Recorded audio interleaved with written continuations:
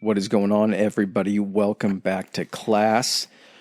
Make yourselves comfortable. Settle in. We got a good one for you. Might be a long one. Might not be. Probably going to be a long one. It's a good chance. Yeah, kick off your wooden shoes because this is going to be quite the episode on a subject that we like spreading these things out. We like figuring out about the Brits. We love doing Scotland. Absolutely love doing the history of Australia. And some of these things that we've learned in the past from doing like whole country histories is that we need to find a kind of entry point into A gateway drug into the country. Yeah. And so this week we are doing the Dutch East India Company, as I'm sure you read when you were looking at the episode. This is kind of our entry into Dutch history, and what an entry, because I knew that they were big. I didn't realize that they were potentially like the biggest company that's ever existed. Yeah. I think part of that is because, Pirates of the Caribbean movies have like the British East India Trading Company as the villains. And so you're just like, oh, these were probably then the guys that were doing all of the international trade. That's how the British were so powerful, yada, yada, yada.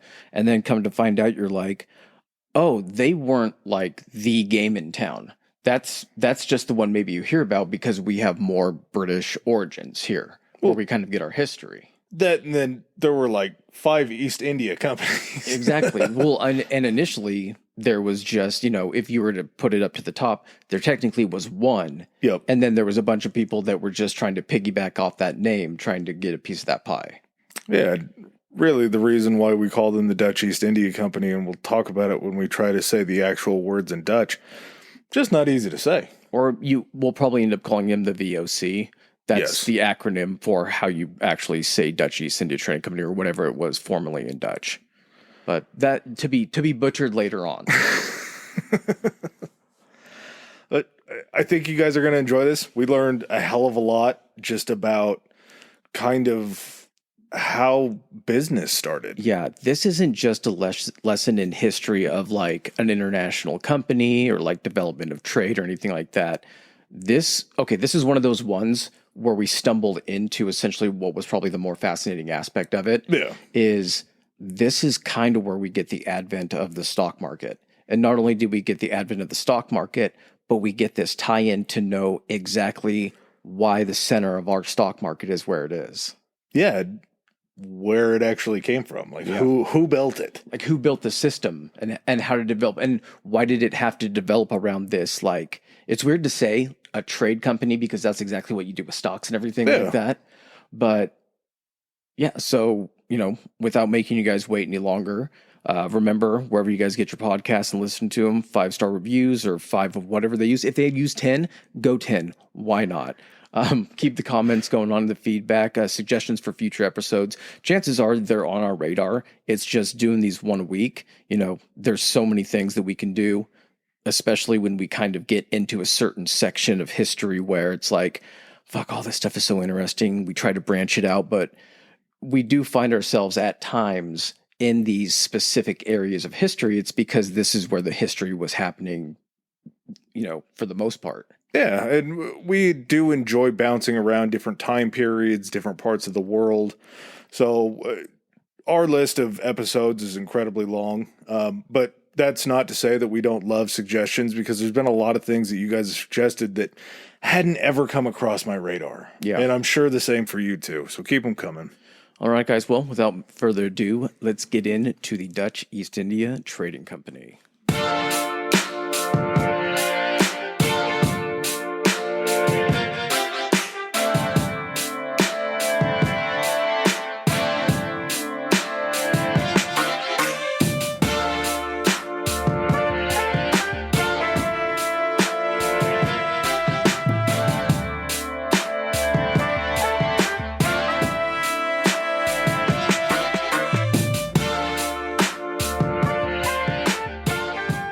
All right. Well, to explain the origins of this company, we have to go a little bit further back than its actual origins, and to the Dutch Revolt. Yeah, again, something that I really had no idea about. We're talking about Holy Roman Empire times, and just kind of the power structure back then was fairly reminiscent of how it was in England, but at the same time, you're talking about more of an empire than just Great Britain going back and forth. You know, it's kind of weird. So the Dutch are from the Netherlands. Yeah. How many other countries do the term for the people have like are completely different from the name of the country? So like you have people from Scandinavia, Scandinavians, British, Britain, French, France, Germany, Germans, Italians, Italy, Spanish, Spain, Portuguese, Portugal, Russians, Russia, like Americans, you know, you don't call people in South America Americans. Maybe they do. Maybe that's something we don't know. But like, where are the Dutch from? The Netherlands. Yeah, and Brazilian people speak Portuguese. Yeah. And this might show my my intelligence towards this area of the world. But what's the difference between Scandinavia and the Netherlands? Scandinavia, I think, is more so like Norway, Sweden, that type of area, a little bit further up north. Okay, so just a little bit further up north. Well, the area that we're going to be talking about today was ruled by a guy named King Charles V of Spain. Now, he was King Charles V of Spain. He was also the Holy Roman Emperor, correct? Yes. So, which basically meant that being, you know, King of Spain, this whole area was kind of, there were pockets that weren't belonging to the Holy Roman Emperor and everything like that. But you basically had the Holy Roman Empire, which we discussed. What was the last episode we discussed? It was just recently, the Crusades. Right? So, of course, it fluctuates in size depending on how much territory they have. But that also included the areas of like where modern day Germany would be. And so because of that, with the Netherlands being essentially just to kind of the southwest of Germany in that little pocket where like Belgium and Luxembourg and everything like that is, that area is naturally just going to fall within the control of the Habsburgs or the Holy Roman Empire. We're dancing around the Holy Roman Empire, and that episode is, I don't know how it's going to get done because I still have a hard time wrapping my mind around the Holy Roman Emperor or Holy Roman Empire. Because again, it's not really holy because it wasn't exactly Catholic. It was to a certain extent. But like the church had this huge hand in it, but like who really had the power? Was it the Pope or was it the Emperor? And what happened if they don't agree on shit? Yeah. And also we're talking about Germany, Spain, all these different places that are not Roman. So King Charles V was actually born in Flanders. So he was sympathetic to the Reformation in the northern Netherlands into Calvinism, which again, you have these schisms of religious beliefs that cause all of these issues back in the day. King Charles V would be... To be fair, they're causing issues in the day-to-day. True. Yeah, I guess. Yeah. It never stops. We got some hot fire going on now. King Philip II was Charles V's son. He would replace him in the line of Habsburgs. Again, we've mentioned the Habsburgs in multiple episodes. This was a family whose lineage spread far and wide and even got together to form some facial features today that people actually still have, like the Habsburg nose and I believe the Habsburg chin, because of all the interbreeding that was going on. King Philip II was not a fan of the Netherlands diving into Calvinism, and this would spark something called the 80 Years' War. And again, back then, Great Britain and France had a 100 Years' War. Yeah. Like these then there wars. was a 10-year war. Then there was a 15 years war, 17. It was just constantly a war.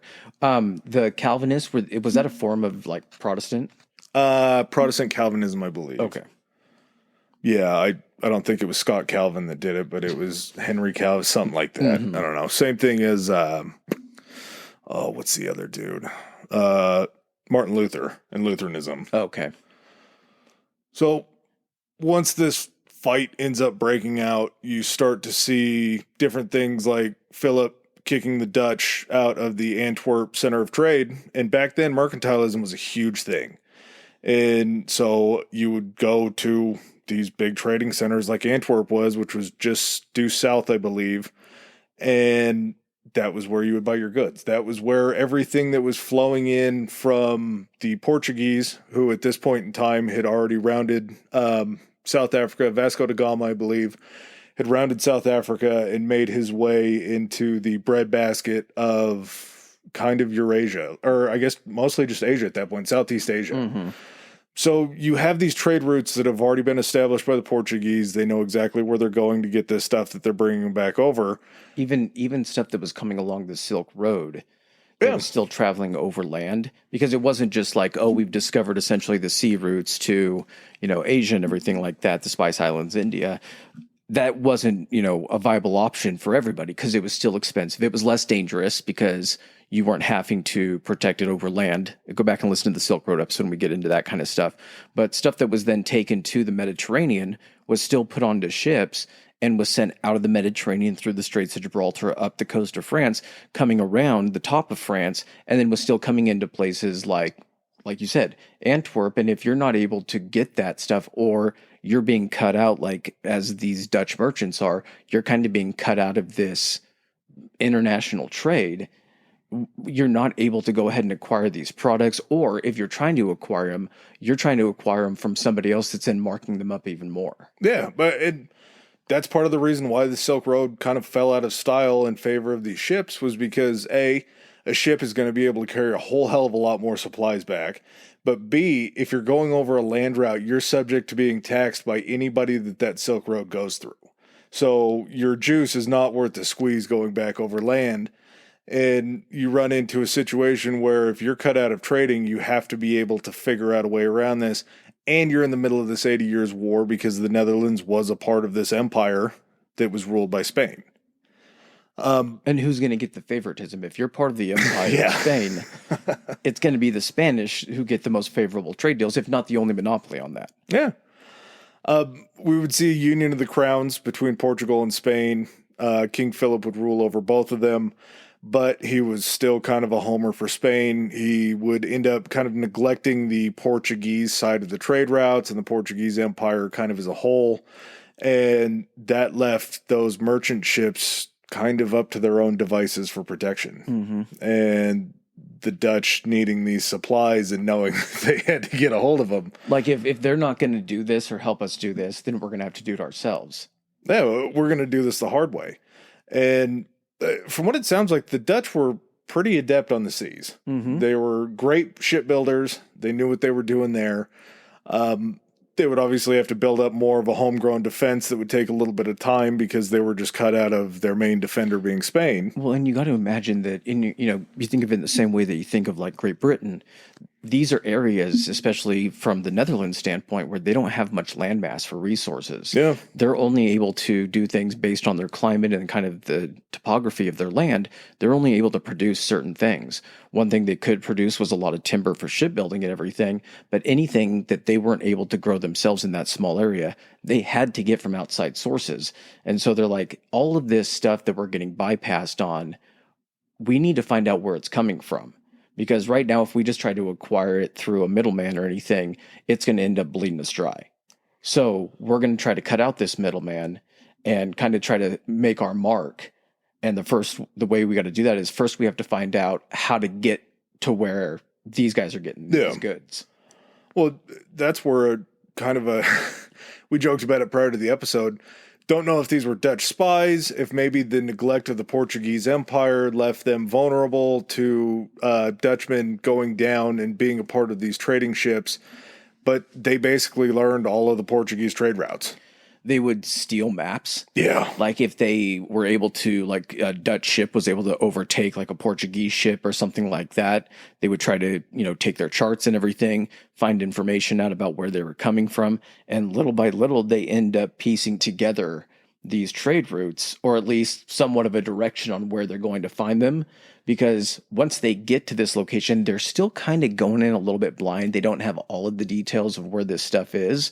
So they're kind of like, okay, we're here in the general vicinity once we get here. Now we got to kind of find out where these certain things are. Well, even out there on the seas and in the Indian Ocean's a tough mistress to deal with. She's very choppy and the currents change in so many different directions. And traditionally, as they did for the Portuguese, you would kind of follow the coastline around Africa just in case anything happened. Mm-hmm. You had land in sight. But that's where a lot of these changes in kind of water flow and sea flow would jostle a ship around quite a bit. And as they turned around the southern tip of Africa, they'd learned that it was the water seasonally would only push you one way. Mm-hmm. So they learned that they almost had to just, as soon as they rounded South Africa, they had to go straight line just below like where you would go into India and everything on that side.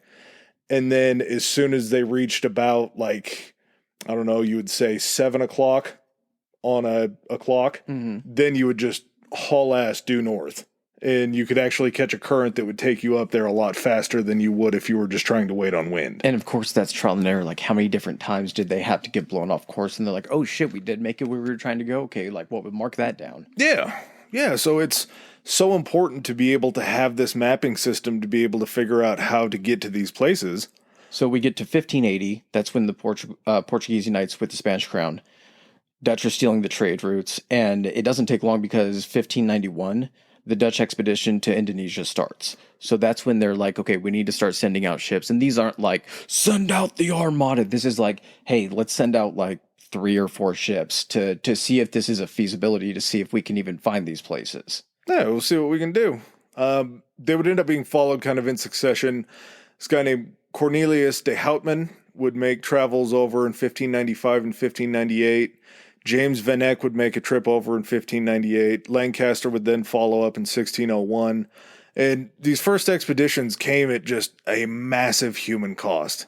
Because again, we're still talking about a time when scurvy is something that just affects everybody on a ship because they can't figure out how to get the vitamin C.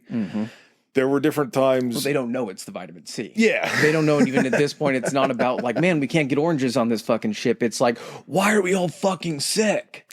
Well, I want to say it was the Henry Hudson. And we'll talk a little bit about the Hudson Valley. Again, spoiler alert, Dutch guy that was over there searching the Hudson Valley and actually created New Amsterdam, which would then become New York after the English took it, which would become our New York now. But as they got over there and they were suffering from scurvy, the Native Americans would make them teas, or the indigenous peoples. Nettle tea, right? Pine needles. Yeah, nettles. Like nettle tea. Yeah. Pine needles are called nettles? I think it's called nettle tea instead of needle tea. But they were super rich in vitamin C.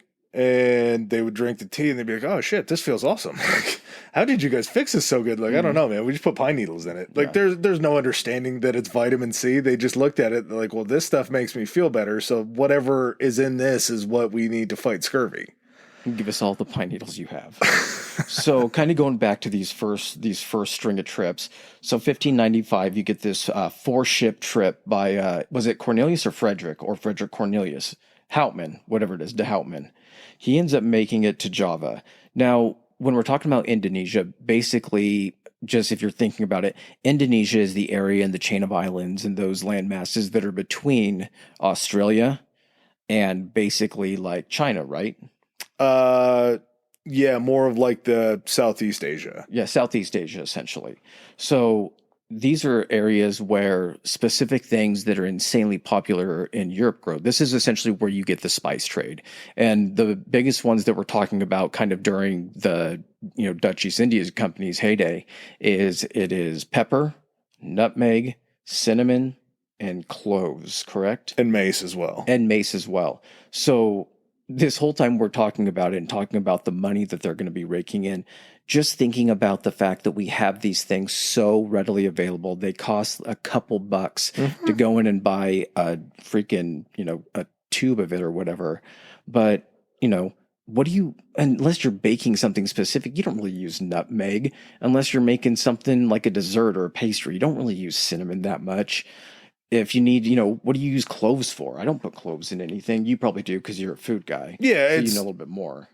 It's basically all of the warm spices, which makes sense because they were grown in a warm climate.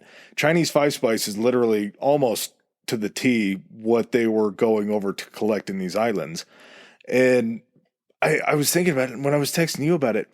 It doesn't make any sense that they would have all of these warm spices and this would be the game changer because they had already been over to the New World. They had already gotten peppers back from Columbus. They had already had, I believe, garlic was introduced from Central Asia through the Silk Road trade, so they would have garlic already.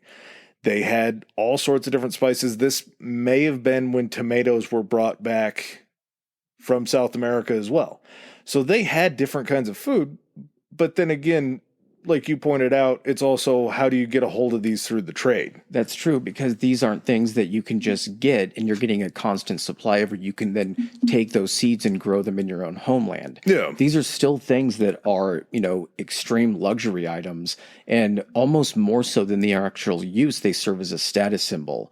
Like cinnamon was used, everything was used to flavor drinks. Everything had a medicinal use. So they're trying to use these as kind of a anything and everything, because people don't know any better. They just know these are rare. Other people don't have them. I must have them. They also, I'm sure, use them as a bit of a potpourri, because there's only so much pickled herring that you can smell up there.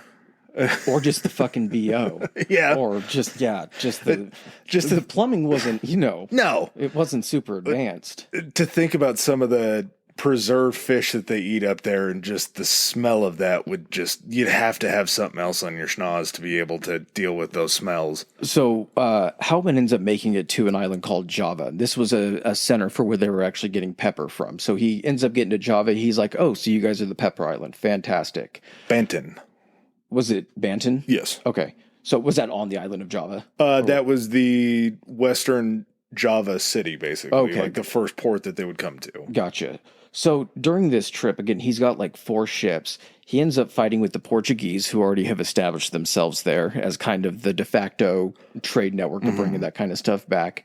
They fight with the locals that they meet, because the locals are like, well, these are new white people. The Portuguese have told them, hey, just so you know, in case anybody comes here that speaks any different than we do or shows a different flag than we do. Wooden shoes. Yeah, they're little windmills on the front of their boats. They're not friendly. They're here to come and take your land. They're not going to treat you anywhere as near as, as well as we treat you. So definitely fight them off. And they end up fighting with both the Portuguese and the locals. They end up killing the local prince, who was sent out as part of like welcome party, and they thought they were being hostile, so they fired on this like group of boats coming out to greet them, and end up killing this prince. Yeah, after the Portuguese and the Javanese, God, I hope that's right, because it's not going to sound good if it's not right, ran them off of Banton. They're like, well, we need to make this happen. We need to bring back spices somehow. We got nothing in Banton. Let's go to this other place, and that other place was called Madura. And as Chris just pointed out, there's a lot, like, Southeast Indian culture is a lot of ships, because they're on the ocean there. And so they would do these things, welcoming parties, where they would send ships out to greet any kind of new passersby, probably to figure out, feel them out a little bit, if they were hostile or anything like that. Well, these guys just came off of a big fight with the Portuguese and the Javanese, and then they see all these ships coming out, and immediately Van Houtenan's like, the last people that came out were not friendly. Yeah. We're not going to take a chance this time. So the sweet, nice prince that came out to meet them ended up getting killed in this battle that they had via ship. I believe they made it to shore.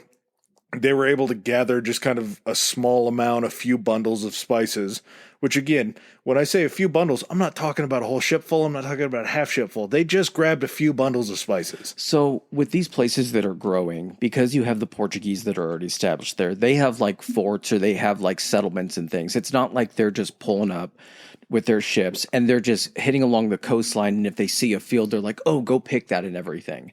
They also have the locals working for them, just like the way that the Dutch are going to do this, where basically these people are indentured servants of their own homes, having to work these essentially like plantations where these spices are being cultivated.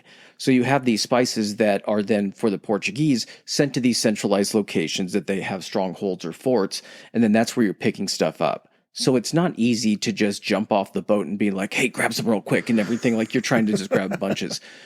They end up gathering enough to where even though they lose half their crew, they end up making it back. And I think they said kind of average time frame for these trips was like 3 years. Yeah, a long-ass time. So they end up making it back. Well, on their way back, they end up realizing that they've run out of fresh water. Mm-hmm. And they try to make a stop in at what looks like a friendly fort, only to find out that it was the Portuguese. I don't know how you think it's going to be a friendly fort. Who do you think's fucking building forts there if it's not people that are unfriendly to you? End up getting rejected for water, so they basically made like the entire trip back from Southeast Asia on just very limited water. As Chris said, they lost pretty much half of their crew, but somehow they gathered enough spices just on the run, grabbing shit as they were trying to leave, as they were getting run out of town, to make this a pretty large profit that they made after losing half of the human capital that they brought on this trip.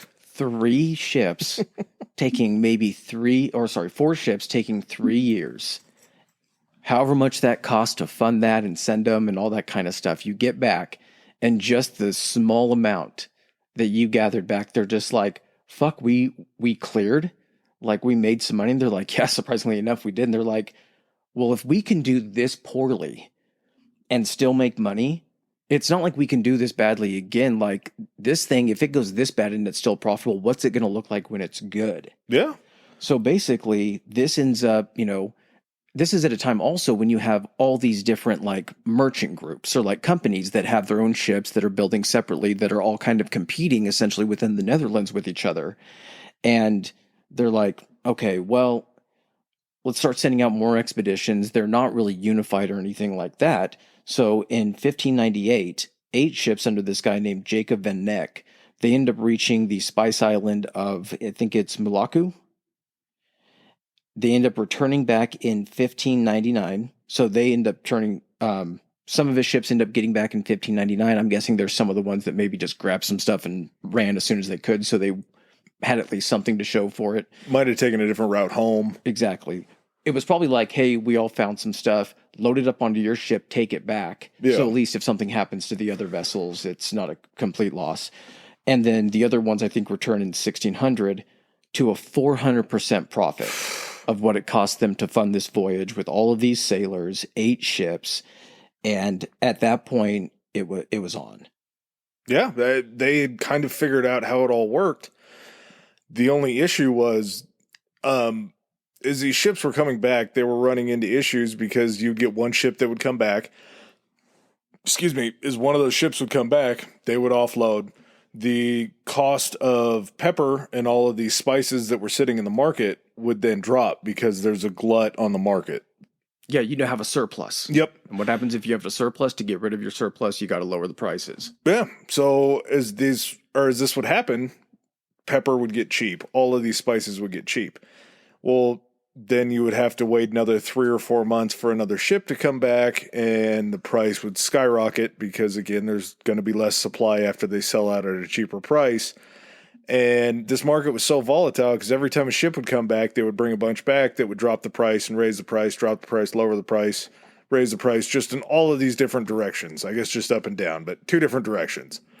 In 1600, the British form what's known as the East India Company to take advantage of this lucrative spice trade that they're seeing going on. Oh boy, I just completely lost that. So the English East India Company starts in 1600. That's when the Dutch team up with essentially this local group. Oh, yeah. Is that where you're getting at? No, I talk about that while I'm trying to. So 1600 coinciding with the English starting up their own East India Trading Company. The Dutch that are there actually kind of in Indonesia and everything, that kind of area, end up teaming up with these, and I'm going to butcher this, the Hituis. Sorry if I... Hituis, maybe. Yeah. And they take this place called Amban Island from the Portuguese. So by essentially taking this, now they have a foothold. And by taking this, this is also a place that the Portuguese probably had spices being pulled into to have shipment out. It's already got an infrastructure. And so it's not like the Dutch are just like landing on a bare patch of dirt and being like, okay, well, now we got to build. Now we got to kind of establish ourselves. They already kind of had something that was already in operation that they kind of walked into and took over. Yeah. One of the things, kind of like I talked about, how you have all these different merchant companies and all these different expeditions that aren't under one banner. It's just like, okay, you send out that expedition with the 4 ships that came back. That profit is usually only received by 1 or 2 people, the owners of that company. That means that had that expedition failed, they're responsible for all of the cost.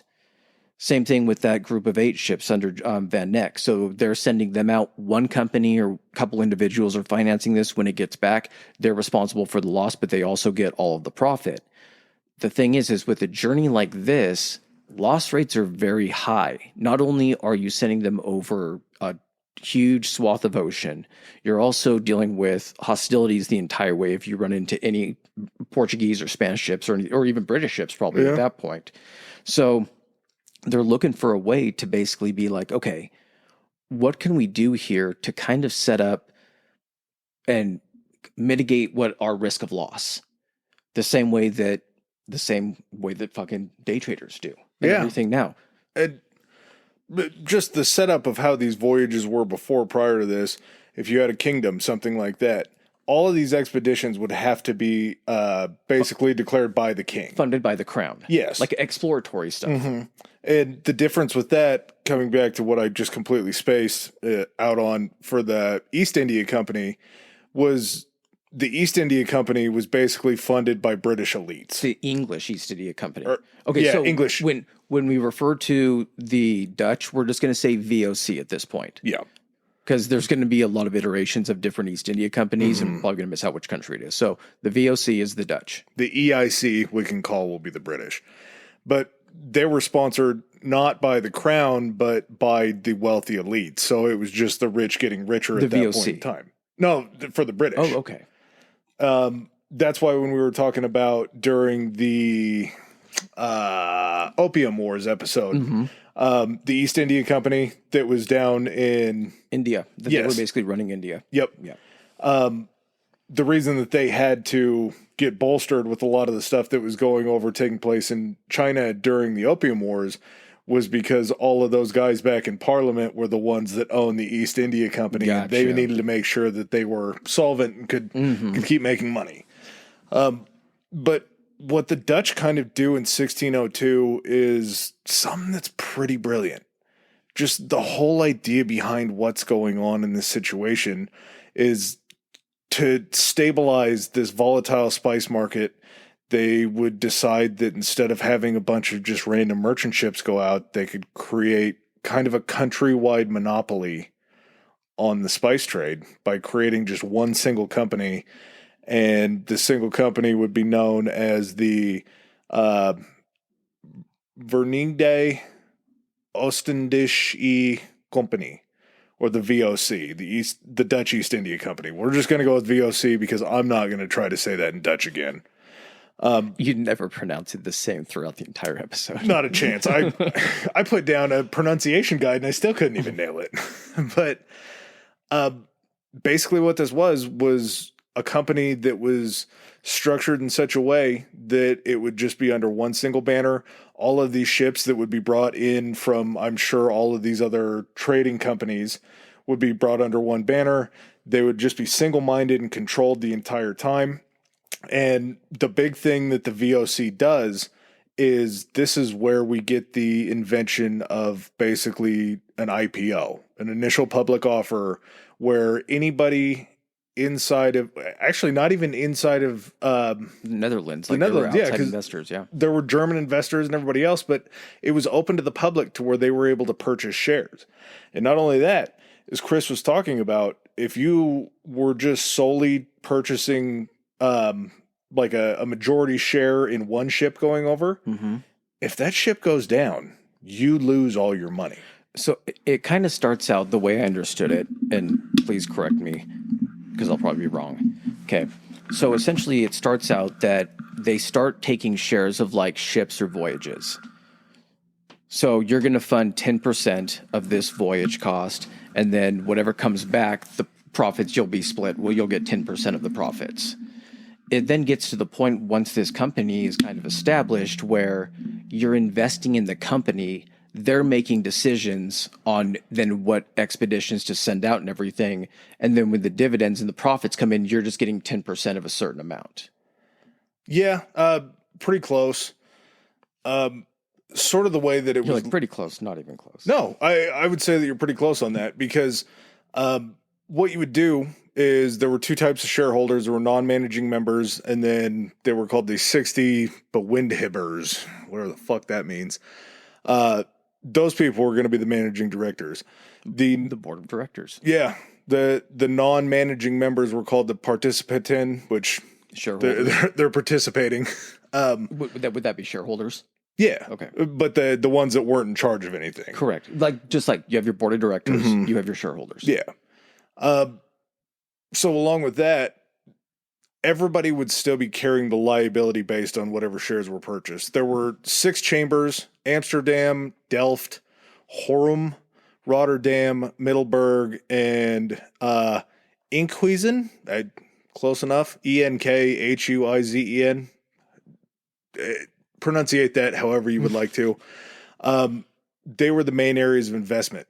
So you could go to one of these areas of investment, and this is where all these ships were taking off from and then coming back to, and say, well, I believe that you guys are going to be who I want to invest my money through. So any ships that leave from your port, what we're going to do is, instead of me just investing in one ship, say if I invest $10 and I put $1 on 10 ships, if 6 of those 10 ships make it back, I get my return on investment from those 6 ships, which then mitigates the 4 that were lost coming back over. So essentially, it's kind of like spreading your chips around on a table to see if you're going to hit that number or that color. If a couple of these ships can get back on these voyages and they're not even full, they're just taking what they can try to really grab and dash at the time, what's going to happen when these ships who can carry... I had to look up this number several times because this blows me away. Yeah. Okay. So the ships that, when they really get up and going, and the shipbuilding in this is so fucking crazy, and it makes so much sense when it actually comes to light. So the ships they were used were even called the East Indiamen. That's what the larger ships were. The largest ones used, they were armed like warships because they all had to defend themselves. The largest one was called the colonies, and it was 160 feet long and 40 feet wide. Damn. These ships could carry between 550 to 650 tons, 1.4 million pounds.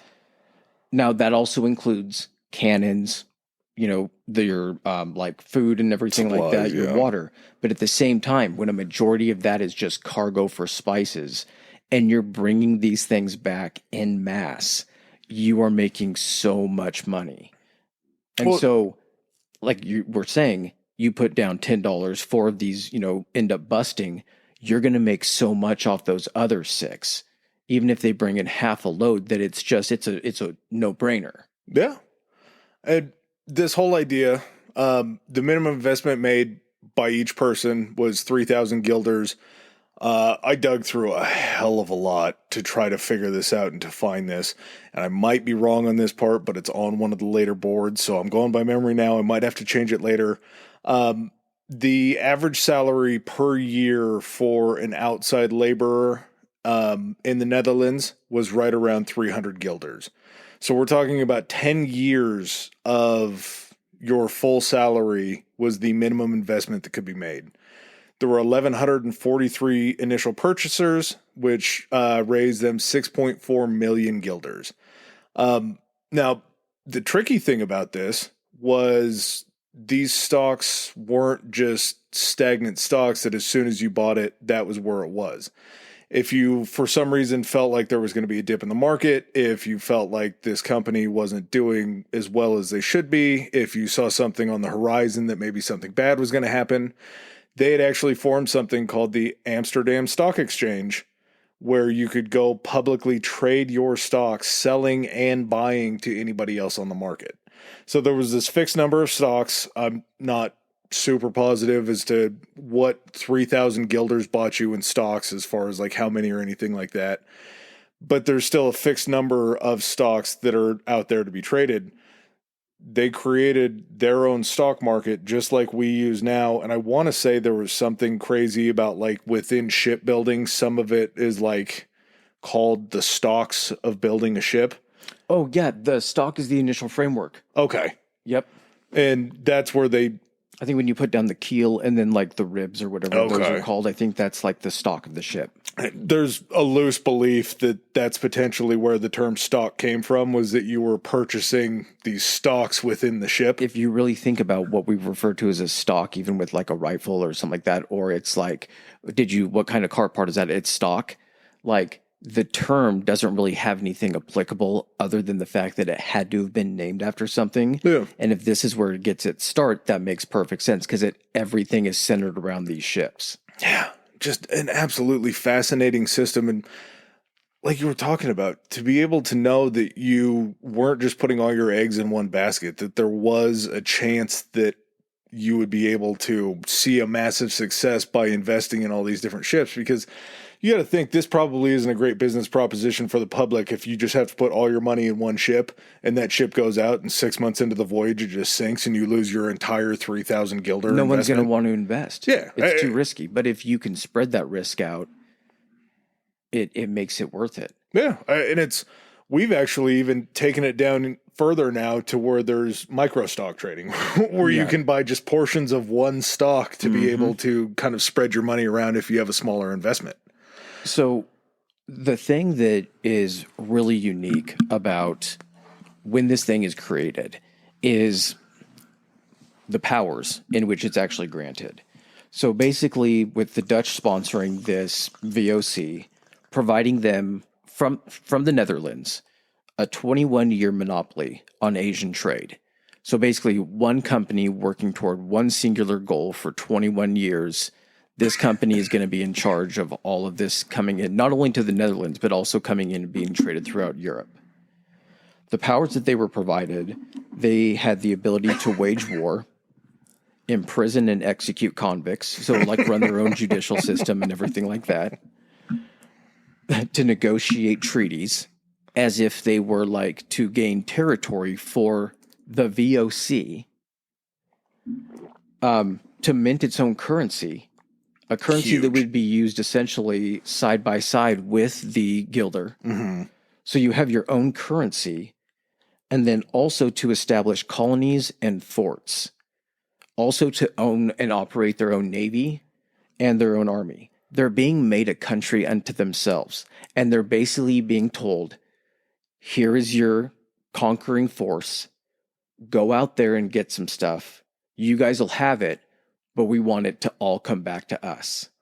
And not only that, you've raised your own capital, so we don't get any say because we weren't funding this. Yes. You're sponsored. You got our thumbs up. And it was just like, yeah, sure, go ahead and do that. And you guys went and did it, and now it's like, oh, fuck, let's see what they do. Yeah. It's absolutely incredible to think about this whole entire ordeal just being set up the way that it is. And this sort of lays the modern foundation for the stock market that we have today. We'll talk about how that ties in too. So right off the bat, they came up pretty big because there was a seizure of a Portuguese merchant ship in 1603. I believe it was the Carrick. It yielded them 1,500 tons, which netted them another 3.1 million guilders. So that would increase their capital by another 50%. Off of one ship. Yes. They end up taking one ship, and they're just like... You didn't have to pay for anything because you took it. So exactly. It was all profit. At the same time, it's like, oh shit, we have double the money now? Uh-huh. Yeah, we have 1.5 times the money that we thought we were going to be able to go after. And they end up doing pretty well for themselves because their first Dutch trading post will show up in Indonesia. It was established at Banten, West Java, where we had talked about in 1603. In 1604, Sir Henry Middleton commands the EIC to Banda, the British company. They immediately clash with the VOC. And this would kind of start to increase these tensions between the VOC and the EIC because it was sort of like that was their first big expedition over there. And immediately, as soon as they get over there, the VOC is like, nope, we have a monopoly on this shit. And they're like, what do you mean a monopoly? What are you talking about a monopoly? Like this is, you have one trading post. Yeah. And like, this is it right here. What do you mean? This is the first time we've really run into you guys. So that just tightens everybody up very quickly. And I'm sure different clashes like that would lead to, in 1610, there was a governor general position that was established in Batavia. Oh, yeah. Okay. No. Okay. It will be Batavia. And this was to control all Asian affairs. So they've made a governor general separate from anything that's back in the Netherlands that is solely control over everything that happens in Asian affairs. So any kind of trading that happens with these Asian countries, these kingdoms, these rulerships, whatever, the Netherlands don't control any of that. This is just one guy making these calls. Yeah. So, between 1610, I think, and 1619, the VOC headquarters was in Ambon, which I think was Java, like you were saying. And they were like, okay. And this wasn't like on the very tip. This was essentially into Indonesia and into this island chain a little bit. And they were like, okay, we need some place that's actually right where people are going to be coming into this area because we need to control it. Once they get in here and they're moving along these different islands and everything, we can't keep track of anybody. We need to kind of control essentially the bottleneck of where they're coming in. And so this is when they start to look in other places. And I think it was in 1611 that's when the outpost was established on what would become Batavia, but it was Jakarta. Jakarta now. Jakarta. You know why it was called Batavia? No. Because that was what the Netherlands was called before it was the Netherlands. Really? Batavia. Okay. So, of course, just like they would use Amsterdam later on, they were just like, this is our new area. This is the first time we're here. We're just going to go old school. We're going to call it Batavia. Okay. Now, one huge advantage that's going to give the Dutch basically the ability to control this area and kind of really set that monopoly into overdrive is their ability to actually create these ships. Now, the British have, of course, the famous British Navy and everything like that, but their ships take a decently long time to build. And they're not going to send out a majority of their fleet. You know, they're going to want to keep that at home to protect against invasion. They're always fucking fighting France or somebody. So the Dutch basically look at, you know, they're looking around, they're saying, what do we have that we could possibly apply to this like shipbuilding process? We need to start cranking these things out because the more ships we can send, the more of a presence we have there, the more spices we can bring back. We need more. And they had been using windmills, and this is where something funny about the Netherlands comes in, is because you always see these windmills, and it's just like, you always think of they're gimmicky, like, why did you guys have windmills? And then you're like, well, mills used to like grind flour, and they used to use them for that kind of stuff.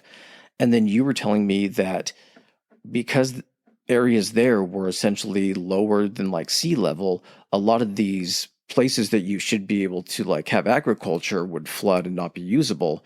So they would create these windmills that would serve essentially as a way to turn a crankshaft that would work a bellows, that the bellows would essentially be acting as a water pump and be draining these fields to where they could use them for farming. Then they'd dike everything up to make sure none of that water would come back. And the way that they paid for these windmills was a little similar to the way that they did the ships, because they did raise taxes. That was one way that they did it. Another way that they did it, though, was anybody that was paying for the windmills was then given a plot of land that the windmills would then clear out by getting the water out. So they're looking at these windmills and they're like, okay, we've pumped out a lot of water with things. What else can we do with these windmills?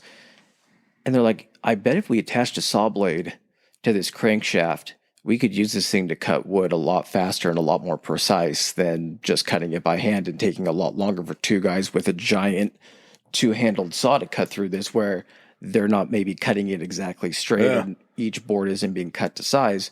So because of this, them using these windmills to essentially cut this lumber, they're able to crank out ships. I think they said in either a quarter of or a third of the time that any of these other countries could build a ship. So literally, for every one ship that these other countries are building, they're building 3 or 4 of them. Well, also, if you only have to have 2 or 3 guys run the windmill that's the cutting machine, you have so many other dudes that are out there doing different parts of building the ship. Not only that, but then you have other guys that are going out there and being able to crew the ships. Yeah, very true. The Dutch are pretty sexually open people, aren't they? That is something I do not know. I don't, when someone says, hey, the Dutch, I don't think sexually explorative. Think they've ever cranked a sex toy to that thing, to the windmill? Oh, I mean, yeah, but who wouldn't do that? You got to experiment, right? Yeah, exactly. A rubber fist. Just a really sanded down rubber fist. On that comment, I think we should take a bathroom break, actually. Okay. All right. Oh my God, Adam. What is that up in the sky? It's a bird. It's a plane. It's socials. Oh my God. It's faster than Instagram. That's historically high pod on Instagram. More powerful than X? It's historically high, historically HI on X. Able to leap tall threads in a single bound. Back to historically high pod on Threads. And I mean, I guess there's still Gmail, right? We got that too. That is historicallyhighpodcast@gmail.com. All right, guys, back to the show. All right, I thought about this during the break, but does that mean the windmill was the original WMD? Weapon of mass dong? No, not. I'm not talking about still from the sex part of it. No. I just meant in its ability to completely just like outpace everyone else. Like it was just the trump card, man. Yeah, it was almost like an industrial revolution that just stayed inside Holland. And I'm sure that a wind-powered industrial revolution. Part of that had to be just because it was windier there. Well, Great Britain and Scotland had to be pretty windy too. So the use of a windmill, while they didn't have to create them to get water out, they just didn't have the creativity. Yeah, true. When you need it for other purposes, you probably get a little bit more creative with it. And again, we're talking about a people that were able to create the windmill to do all that, but they still wore wooden shoes. The British are like, no, it rains and all the water just fucking goes to the ocean. We don't have a problem with standing water. There's a lot of it, but it just kind of all falls off the sides. We have locks over in Scotland. There might be prehistoric creatures in them. Yeah. Different story. So the Dutch, the VOC, they're actually setting up these things they call them factories, basically. And what they are is they're like processing plants. They're also a combination of like outpost, military fort. They're basically like kind of the hub of where everything is going on. That way, anything that's going on in a territory or on an island, or basically these giant plantations for these spices, everything is then flowing into these factories. It's being processed as much as it possibly can, because what's going to get you even more profit? Is it going to be better if we just have to fucking hack down the plant, throw it all into crates and everything, and then once we get back to the Netherlands where we're going, then separate it and do the processing? Or if we do the processing there, we can pack nothing but pure profit into these crates or into these shipments instead of wasting all of this weight with all the junk that we don't need. So they're establishing essentially these processing and like plants and like hubs where all this stuff's coming in. The ship only has to pull in here, it loads up, and then it's heading back.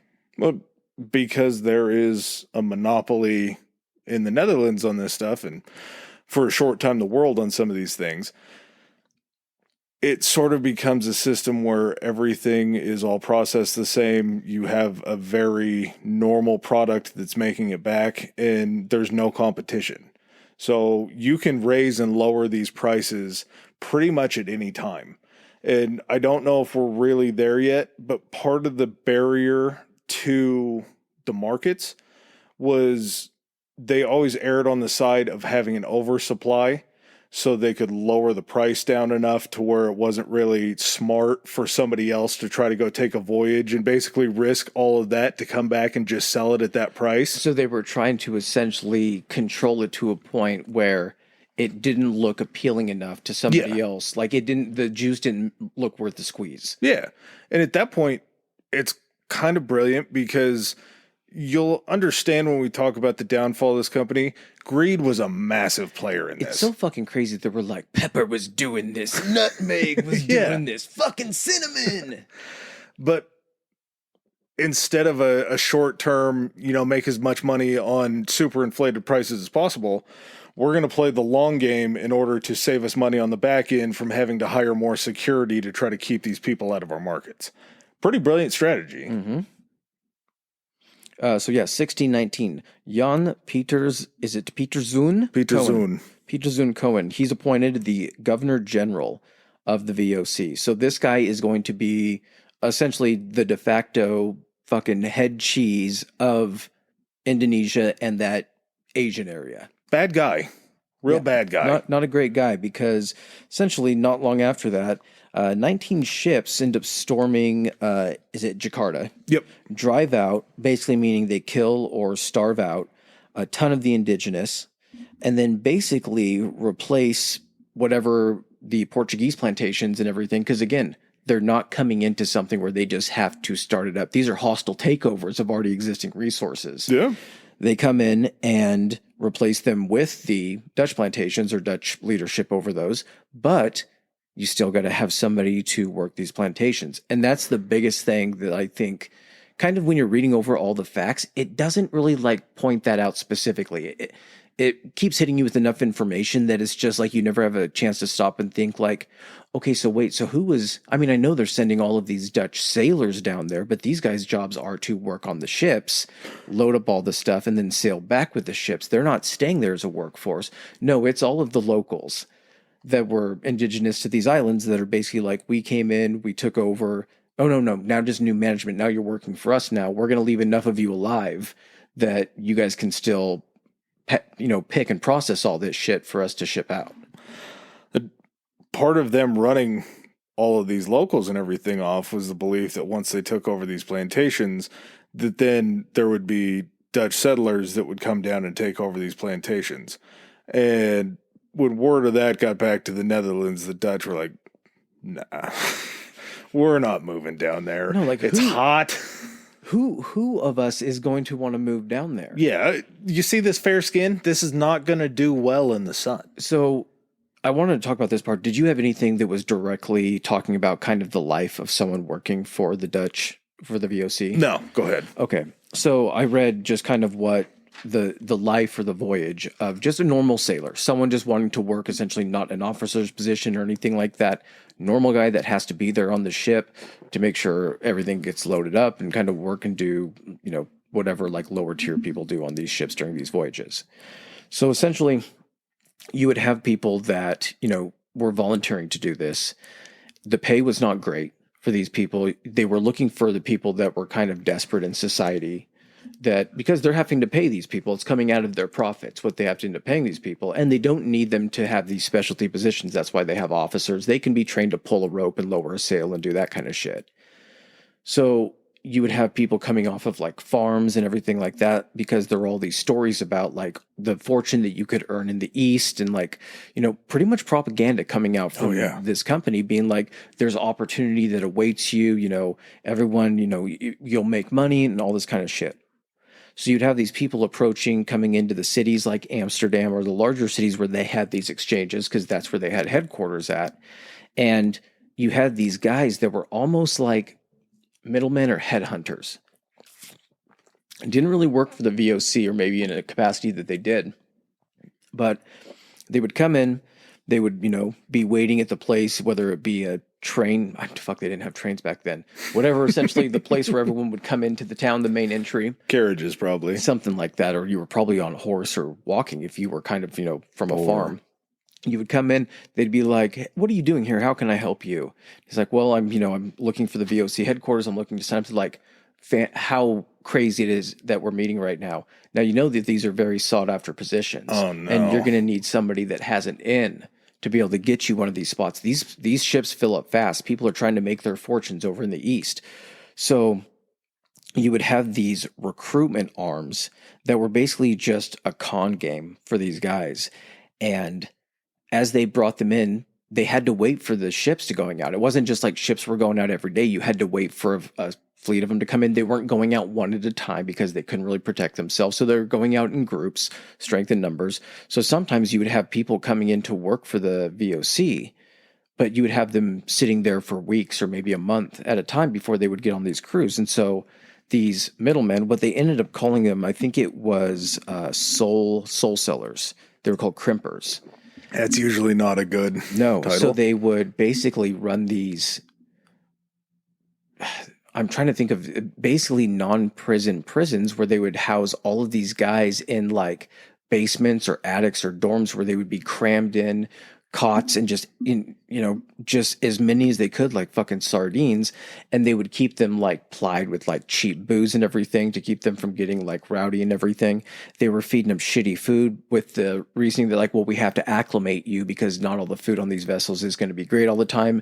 And if you just go straight onto the boat and start eating this kind of stuff, it could affect, you could get sick. So we're acclimating you here. And at that point, you're already committed. You probably don't know how to get out. You think that this guy probably works for the VOC. And then when it came time for these ships to need a crew and everything, and they needed crews, because as they were coming in, you would have them not even being so tired or malnourished that they could hardly even get the boats into port. and you would have them coming off looking like they had lost so much weight and pale, and they'd had, like you said, suffering from scurvy and all this kind of stuff. So a lot of these guys maybe weren't real repeat employees where they were going out on these additional voyages. So you were constantly having to find new people, and for a price of what you got as part of your sign up, which I think was like 300 or 400 of these guilders for, I think, a 3-year to 4-year contract, I think is what you initially had to sign up for. That guy got like 50 guilders for his finder's fee, or his placement fee of getting you into this position. Huh. So people were already getting ripped off just essentially from trying to get jobs with this company. Yeah, and not only that, once you get the job for the company, you've been so beaten down and worn out that you're probably not going to be a real good sailor by the time you get out there, because you've been malnourished for the past however many months you've been hanging out in the attic. So you end up, setting sail, sailing all the way down from the Netherlands down to around the Cape of Africa. Now, they do end up developing and settling the Cape Horn, Cape of Good Hope. And that becomes a little later, but that becomes something that they had to do out of necessity, because they were losing people on these voyages to scurvy and to other things, because they weren't able to have any real guaranteed place to resupply. I think it was probably just like, hey, I hear you can resupply here, but don't tell anybody else about it. And by the time you got there, it was unavailable. Someone had found out about it and it was defended. You didn't have a place that was guaranteed to say, hey, we're running out of this, but we know that this place is here down at the tip of Africa. We're going to stop. We're going to replenish all of our water, our stores. You guys are going to get out, stretch your legs for a little bit, and then we're going to head on. This was initially early on. You're sailing all the way around in this boat, crammed in with as many of these other guys as you can. Many of them had never, ever been to sea before. You have seasickness. You have people getting sick because all of the food is getting spoiled, because you do have rats and bugs and everything that are on these ships. The water that you guys have, the fresh water, is essentially stored in these barrels that would have like alcohol in them as well to stop algae from producing. But then at the same time, you also had these animals trying to get in there, and you would get water that was essentially like fetid and everything. You'd be fucking shitting and pissing out both ends. And you're doing this on the ship, under the decks. It was just fucking a nightmare under there. Then you get to where you're going. You finally maybe get off the ship. You're unloading. You're loading this stuff back in and everything. You might have to be under fire. You might be under attack at certain points on the voyage. But then you get to where you're going, and it's basically, okay, load up. We're doing all this kind of stuff. Now get your ass back below deck, because we're heading back home. Rinse, fucking repeat. Well, and you got to think, too, for most, if not all of that voyage, you have to pass Spain, you have to pass Portugal, you have both of them out at sea, you have these famous Spanish galleons. You know where these guys are going. They're not going to get too far off the coast of anywhere. They have ports in Africa, too. Mm-hmm. Like, you have to sail by all of these hostile areas. That's why you're going as a group, too. And you're basically trying to just, run the gamut and not get picked up there and the way back. And that's sort of where you start to see kind of not necessarily an economic shift, but an added cost to your overhead, to where you're not just building ships that are transport ships.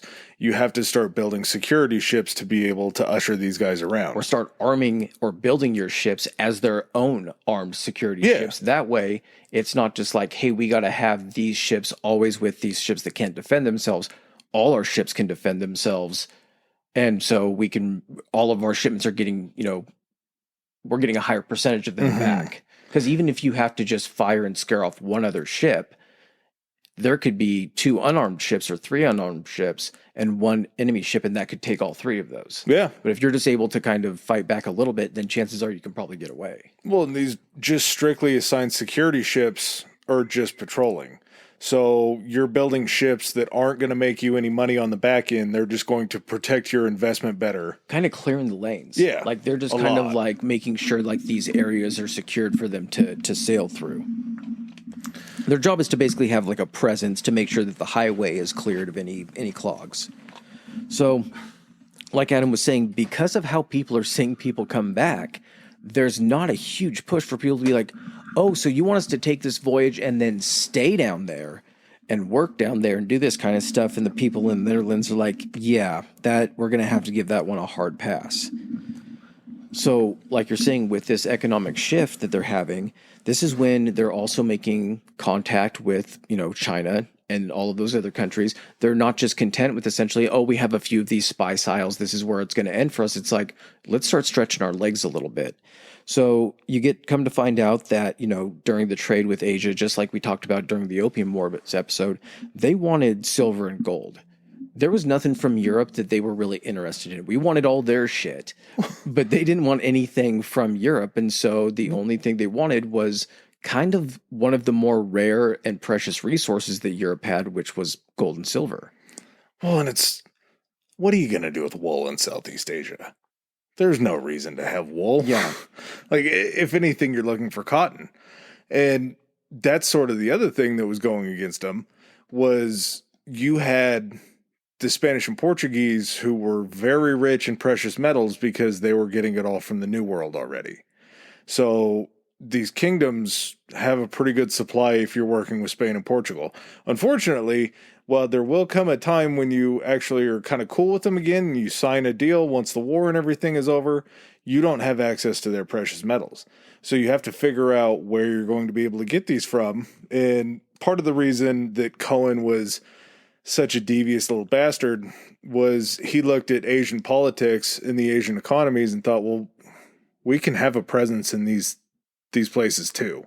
We can have a political presence in some of these countries that are going to be better off for us to be doing trading with. So if we can somehow figure out a way to help them out, then that gives us an in with them when it comes time to trade. It serves a few advantages just from my viewpoint here. You do have different sections and different segments of, places in China, Japan, things like that. Those people may not be friendly and trading with each other. But if you're a partial, an impartial intermediary, and you can take things from this place to this place without having to worry about being fired upon, you also have a good track record of protecting yourself and you're formidable. So you don't have to worry about somebody else trying to another territory or province or anything trying to jack your shit. Yeah. It makes sense to try to use kind of a neutral third party.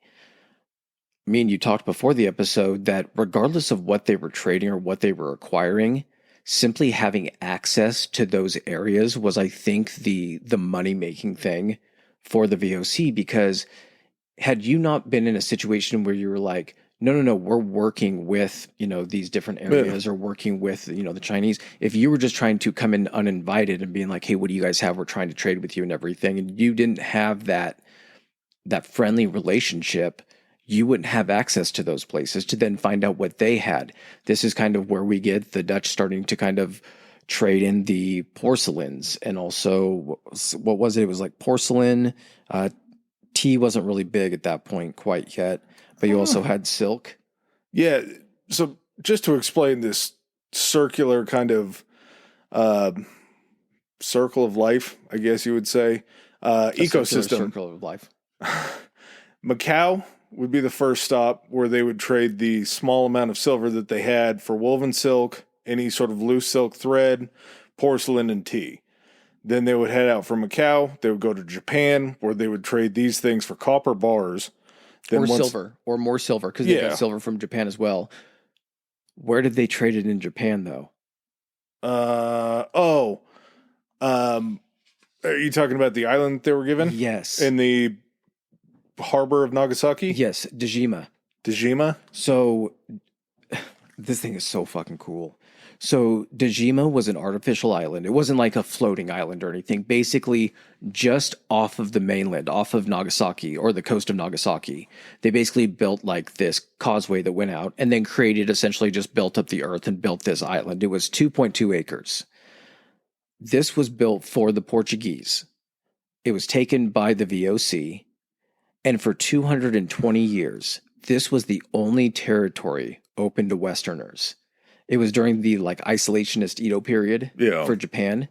And so if anybody was going to trade with Japan, this was the only place to do it, was this 2.2 acre island off Nagasaki. That's fucking crazy. Can you imagine, how did you even know what they had. You're only allowed on this island. It's 2 acres. Yeah. Is this thing basically just like a fucking Costco where it's just no one's holding their stock there. You walk in there and it's just this market with literally everything Japan is like willing to sell or trade. And it's just little booths. And they're like, okay, we like this. How much? And they're like, let's go back to we'll go find it at the warehouse. If you guys want this, we have this many units or however. But you're literally seeing probably all of this, like this spread just put out before you, because you wouldn't just go there and be like, we're just offering this at this time and it's all silver there. You would have to, if that's your only point of access, that's the only place where you can see any of this stuff. Yeah, true. Yeah, it was probably just a sight to behold, and to think that only, what you said, 2.2 acres? If you have a bunch of storehouses and stock rooms and everything like that there, that's going to be pretty full pretty fast. Not to mention all of the ports that you would have to have for docking ships and everything like that, and for onloading and offloading. I think it was just like a fucking convention center. Like you walked in there and it was just booths and of everything that you could possibly want. You had a fucking Kobe beef booth and they're like, what is this? It is a bummer.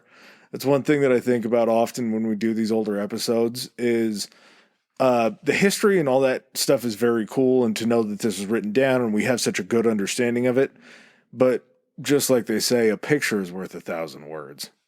To have a picture of these that you could look back to and be like, this is what was going on.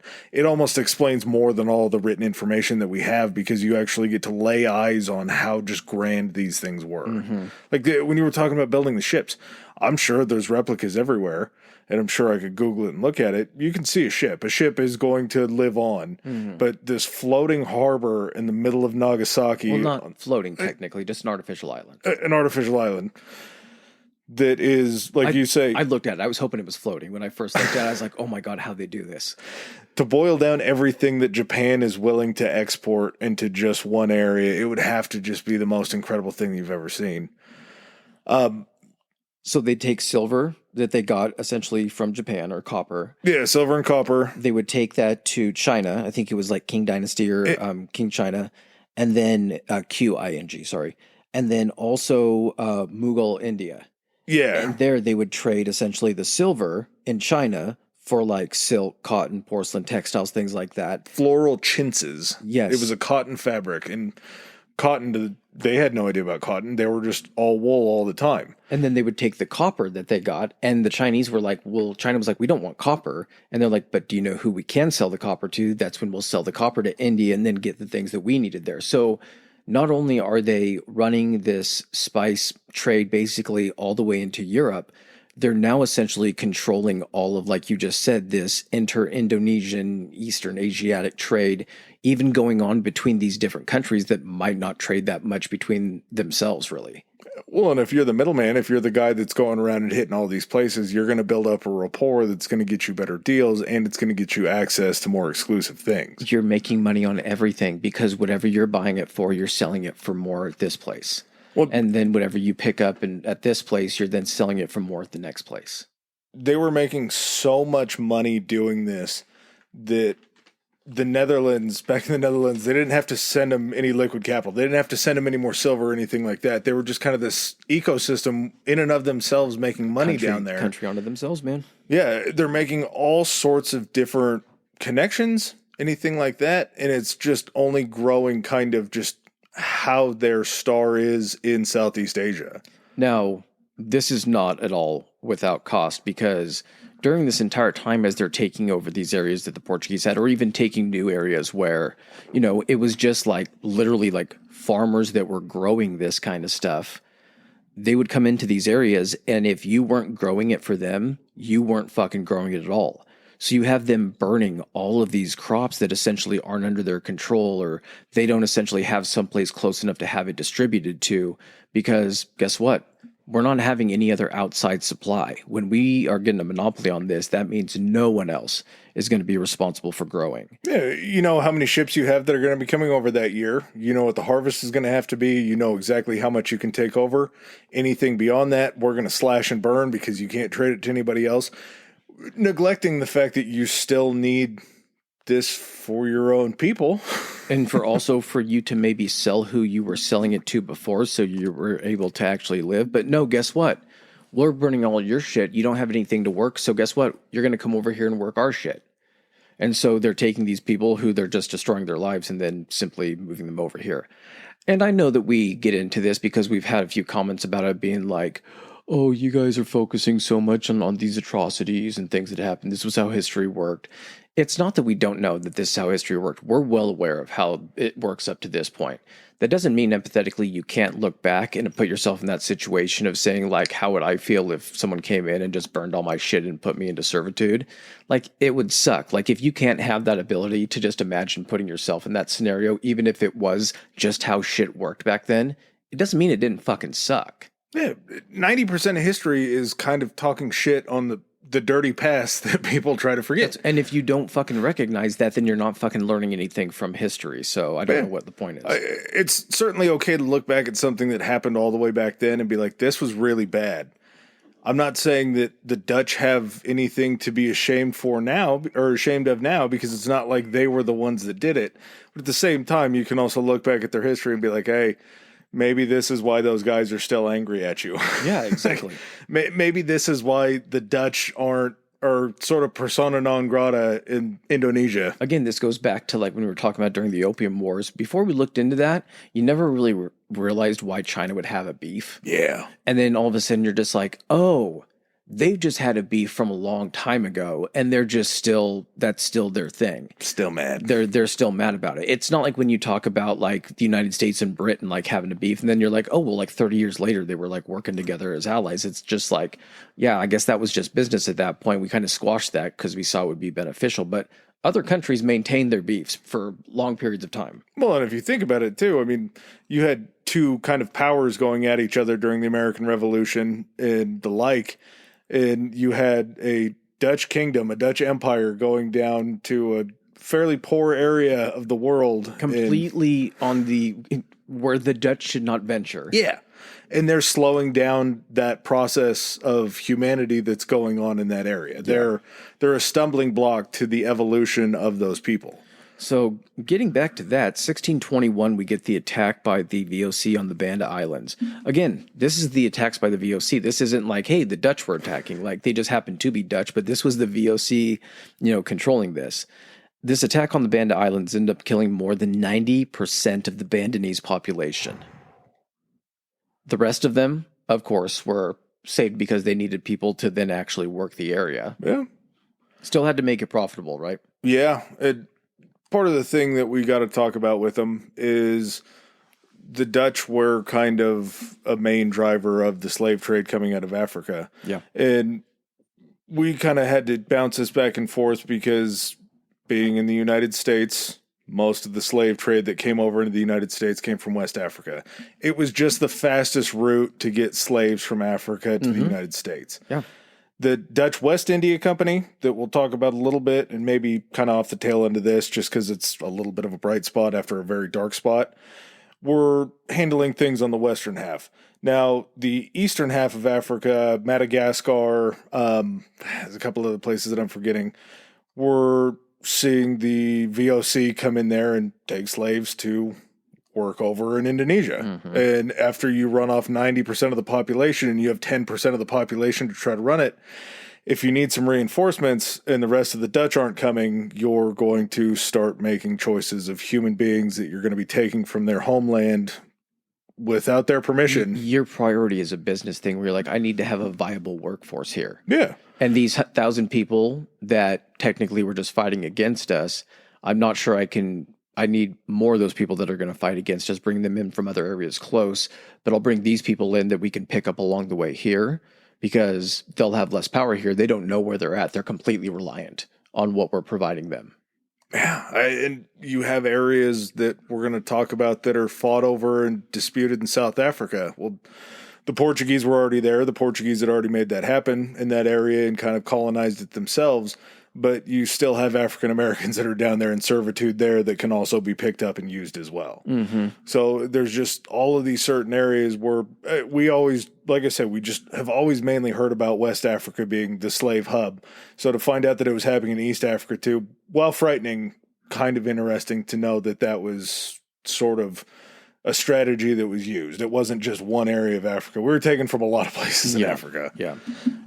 Things aren't always going smooth though. No. Because when your main priority essentially is you're completely foreign, you're now probably thinking you're wanting to run things a little bit more than you should. You're going to end up pissing off some people who are more powerful than you in the area. And that's what they do with the Ming Dynasty. Well, before that, we got to go back to 1620 because this shows just how well the Dutch and English worked together at this time. They had formed kind of a general peace at home. It wasn't the end of the 80 Years' War that they were having with Spain, but between the English and the Dutch, they're like, yeah, I think we can be cool. We can work together. And the VOC and the EIC actually did collaborate for a decent amount of time. I mean, all of 3 years before there was something called the Amboina Massacre in 1623. The VOC thought that the English were trying to sabotage them, as one does when you're shooting and trying to kill each other, and then you have to work together. There were questions about who was working, who was taking too much time to do their jobs, and the VOC thought that this was kind of a plot to ruin their trade. So they end up massacring. They killed. This sounds exactly like that scenario during the Crusades episode when we talked about, was it Saladin and Richard having like the negotiation? Yeah. And then Richard was just like, fuck it, you're taking too long. I'm hacking off these prisoners' heads.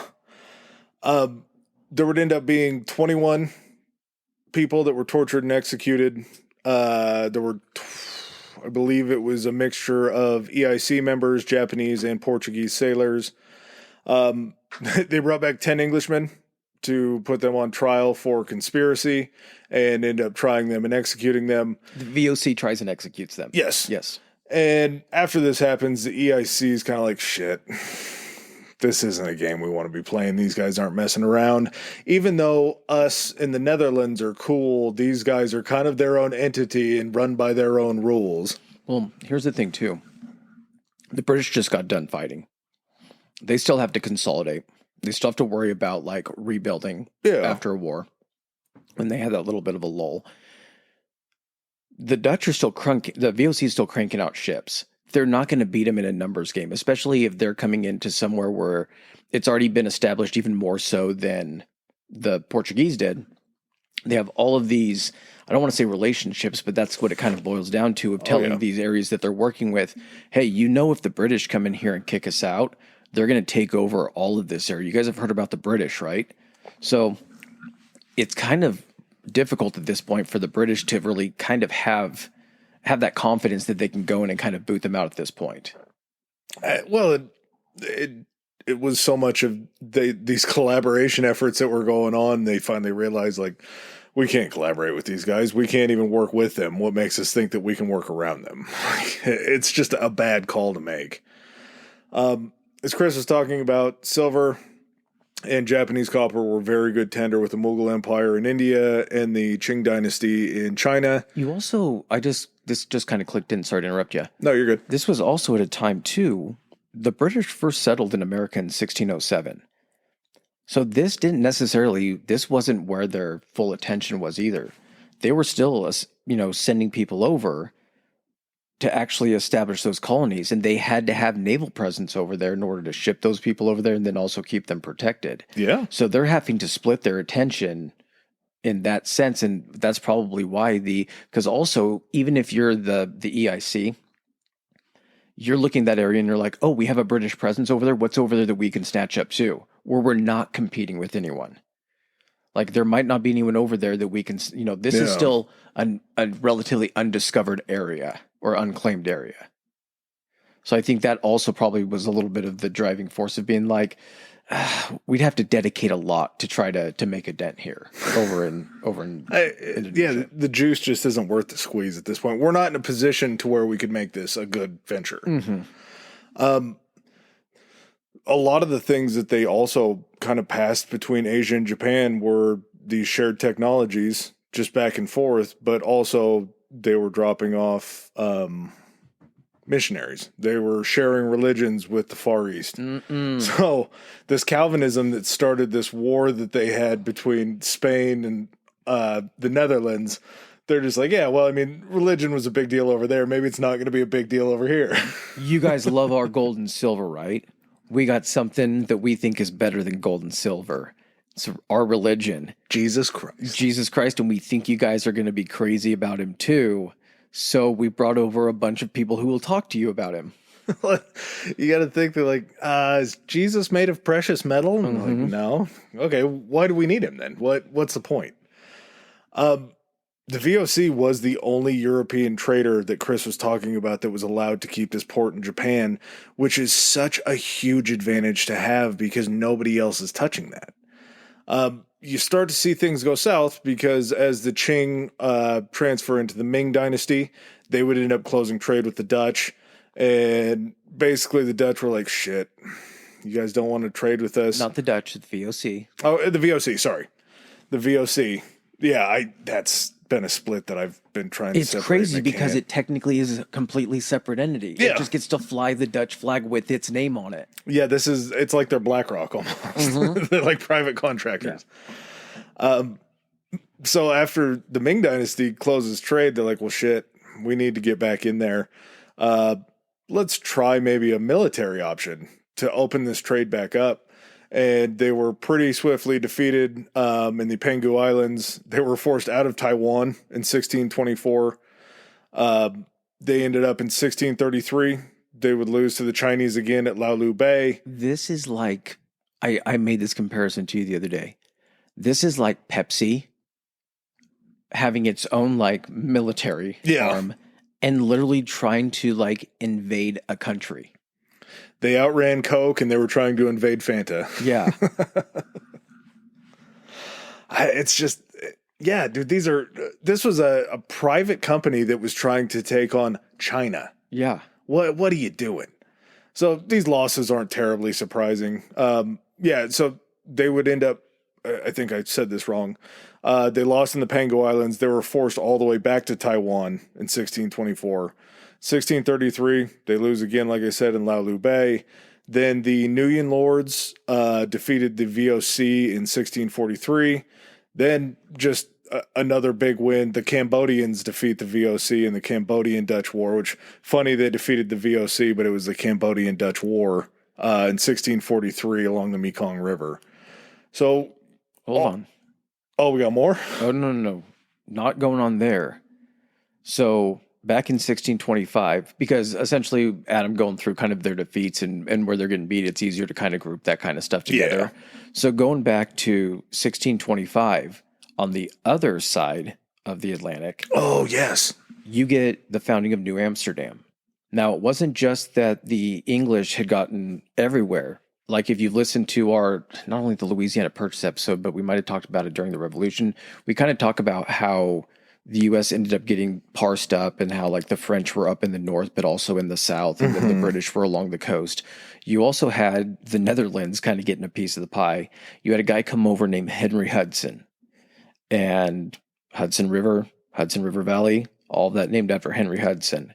He establishes on what he considered New Amsterdam Island. Wasn't it Staten Island and Long Island? Something like that. And so that's where he establishes New Amsterdam. Now, because this is essentially New Amsterdam and it's like a Dutch colony and everything, all of a sudden you now have some trade coming back over there. That's going to be the Dutch West Indies doing that. But because they're operating in the same manner and by the same company, you have that stock exchange. So you get a stock exchange in New Amsterdam. Now, New Amsterdam ends up being taken over by the British and being renamed New York. So then essentially they keep that aspect of that stock exchange because at this point, the world has taken notice of trying to kind of analyze why the VOC is so successful. And part of that comes down to how they were able to gain this funding and how they were able to kind of get this thing started. So you also have all these other companies coming on, which are like the French coming in with the East India Company, and you have the Danish East India Company, and this comes along a little later, but people are paying attention and trying to move into this market because they see how lucrative it can be. But there is stuff going along on the other side of the Atlantic where we now have a New York Stock Exchange kind of based on this introduction. Yeah, and we reach all the way down to where there is Dutch Brazil. Like, they had reached over that far. Unfortunately, Dutch Brazil was a massive miscalculation because the Portuguese had been there so long that even though they took over their port, there were still a lot of very loyal Portuguese. So people are still speaking Portuguese. Yeah. So they would be expelled from there. But that was just how far their reach went. They had holdings in West Africa. They had holdings in Dutch Brazil. They had this holding in New Amsterdam, the Hudson River Valley. Well, the Portuguese, I know you were talking about the Netherlands, but 1640, big VOC victory does happen in 1640 because that's when they obtain the territory, breaking the Portuguese monopoly on cinnamon, baby. Oh, guess what? Yeah. We got a new player on the board. We got cinnamon, medicinal purposes. It flavors everything. It works to cover up the horrid smell that probably everybody smells like. It's the new kid on the block. And now we got the monopoly on it. Well, and cinnamon's always kind of fun too because it gives you that little burn in your mouth sometimes, and it can be spicy. And it's killing the demons inside you. You'll feel better. That's what I want to know. I want to know what these dudes felt like the first time they felt spice on their tongue. Like pepper coming back there and going on food. Pepper's a fairly benign spice, at least to me and probably to most people. But this had to have blown their minds. Like, how do you get that feeling in your mouth for the first time of heat in your mouth and not just freak out? Like, eventually it wears off. You're like, oh, what was that? You're like, it's different than hot water or hot coffee or tea. It's hot, but it's not because it's hot. It's something that had to be the craziest thing. Like, what the fuck is this? Yeah, they didn't know what the hell capsaicin was back then. So they're just like, oh, man. Can you imagine, like... Think of taking someone from this era and setting them down and being like, I want you to watch the cinnamon challenge. And literally watch people taking mouthfuls of cinnamon and just spitting it out. Just find like a board member that was with the VOC and been like, how much money would you say? And just watch him fucking just vomit in his mouth, watching people waste this much cinnamon. There's that, but also at the same time, you know they had to have something like a cinnamon challenge back then by accident. Like, how much cinnamon are you willing to... Yeah. Yeah. If like, you're flavoring... How rich are you? If you're flavoring food with this and it gives this food such an exotic taste, if you just go straight to the source and pour a bunch of cinnamon in your mouth, what happens? And then all of a sudden the guy coughs up like 16 guilders worth of cinnamon as he spits it out of his mouth. Oh, no. I'm just trying to scoop it up off the ground. Yeah, so as Chris is getting us back to the Indies, which is the perfect steering wheel, they get a hold of this port of Gaye, I guess. I mean, that's, I think, how you would pronounce it in Spanish. Obviously, Sri Lankan is something different. Thank heavens that Sri Lanka is on the board for a better export than Nicki Minaj. So the Portuguese are out of there. They have their cinnamon monopoly. But the way that it worked was they would capture all of the coastal forts along there, along with the help from this kingdom of candy that was the interior of Sri Lanka. And that would create this monopoly because as they went along and took all of the coastal ports, nobody can get into Sri Lanka if all the coastal ports are taken. And you're like, and so any interior forts would simply be starved out, wouldn't be able to resupply. The kingdom of candy took them. And since they took them, they took the interior forts that were off of the coast. Then the VOC looked at them and were like, okay, you need to make sure that we get all the cinnamon that you guys produce. So like, why do they have allies on this island of Sri Lanka? Like, who is this kingdom of candy? Because they're still fighting amongst themselves in these places. It's not just like everyone living on these islands in happy harmony. You have these tribes and these villages and everything that are not friendly with each other. So one of them is like, oh, these guys coming in can actually take out our enemies, and I bet we can make a good deal with them and everything like that. You have people and this is exactly how history has always worked. It's always fallen apart from the inside. Is you basically then have them after, using them to defeat this army, then they're like, we like your people. Your people are now working for us. Well, the Portuguese show up, Kingdom of Candy gets their ass kicked by the Portuguese. The Portuguese are dicks. Then somebody else shows up there and they're like, we don't like the Portuguese either. Do you want us to rid them of the problem? Kingdom of Candy has to be looking around like, well, they can't be worse than the Portuguese were. Turns out they were wrong. But as most of the time they are in those situations. But yeah, the VOC has a complete monopoly on cinnamon. In 1652, I love this name and I almost screwed it up. Jan van Riebeck establishes the resupply point after he wrestled the Cape of Good Hope away from the Portuguese. This was another situation where once they have this, they need to figure out how to get their own people in there. They can't pull any people off of the boats that are doing any of the shipping. Again, none of the Dutch want to come down to help them out, so they reinforce this with more slave labor, some taken from Indonesia, probably some taken from other ports in Africa. They were actually the ones, I believe, that gave it the name the Cape of Good Hope. Cape Horn became the Cape of Good Hope because of them. Yeah, it was like Cape of Storms, then Cape Town, and the Cape of Good Hope. It was, I'm trying to remember what it was in honor of. This is basically where you now controlled essentially the midway point between Europe and Indonesia. And this was going to be exactly the part where, since you were rounding and essentially heading in a different direction, that you would need to resupply in case you got stuck out in the doldrums or in case you went off course or something like that.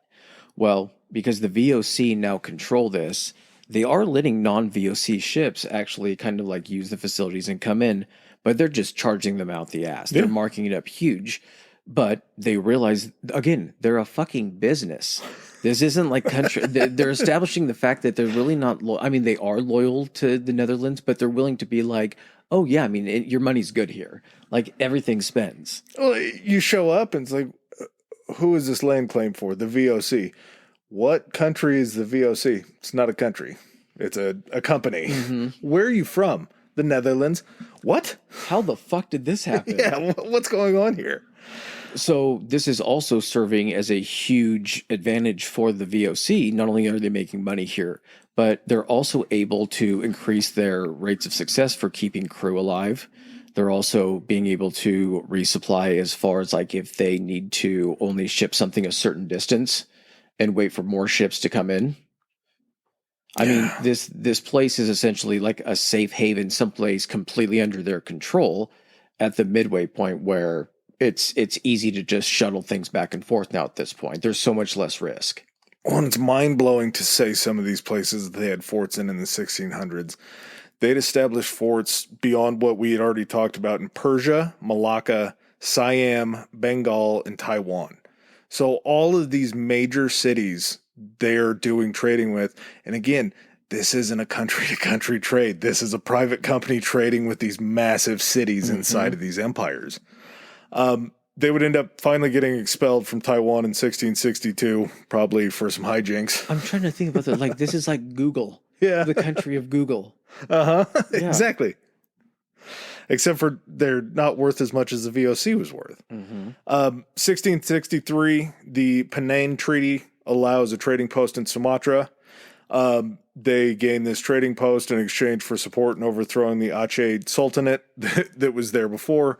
So again, when you have a private company essentially supporting coups to take over leadership of other countries.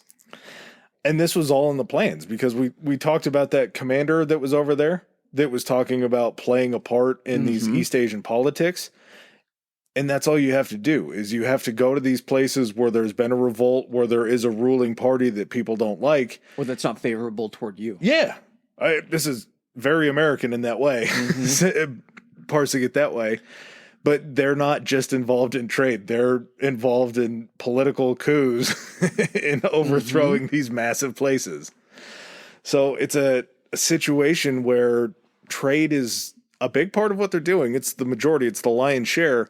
But there's also this underlying chess match going on in the area. They're sculpting the trade. Yeah. They're molding the trade into what they want it to be. They're setting themselves up to essentially just be the only option, the only game in town. Well, we're about to talk about what's considered the golden age of the VOC. And these numbers are just startling. And sometimes they've been given a valuation in today's money based on inflation to like $7.1 trillion was their total worth, which I can't even, that's what, is that 9 zeros? Yeah, it's a lot. No, it's more than that. 12 zeros. Yeah. God damn. Like that's huge. This golden age took place from 16th. Hold on a second. Okay. Because, glossing over that just sounds like a number and everything. So, you got to make the comparison. 7.9 trillion. It was the wealthiest company in history. It made more than Apple, Microsoft, Amazon, Berkshire Hathaway. I think there's 3 others that they add in there. I can't remember. Tesla. Combined. It's worth the same as modern day Germany and Japan, their modern day GDP combined. This company was. And what's crazy to fucking think about is this somehow focuses around spice, around fucking seasonings. Everybody has a spice cabinet in their house today that holds what would be. You don't even fucking know what's in your spice cabinet. No one could sit here and tell you well, maybe you actually. Okay, yeah, some of us do. No, but there's stuff that just gets jammed in the back. I have one of those fucking spice cabinets where like it's the tiny little cabinet door, but then it goes all the way toward the back wall. Me too. Those were designed by fucking Satan himself because stuff gets lost back there. You never find it again. And you go out and you buy the same fucking spice that you already had. So now guess what? You're balling even more because you have multiple of the same spices. Yeah. And that's just what we take for granted today that brought them this much wealth. It's like I think that's why it's hard to believe is because it's just like nothing could be. What could be that this is how big this thing was? This is going to sound dumb and weird, but I had a hard time wrapping my mind around that in the beginning. And just being some guy who likes to cook and who generally enjoys learning the craft and seeing what happens in other countries and other dishes in other countries, I couldn't quite wrap my mind around it. And then I was watching a YouTube video of a noodle dish they were called Sweetwater noodles. It was somewhere in the Canton region of China. And they're just these big, fat, beautiful noodles. But then they're spiced with brown sugar, and then they're spiced with cinnamon, and they're spiced with cardamom. And it's a recipe that has been sold in that area of the Cantonese region for decades upon centuries.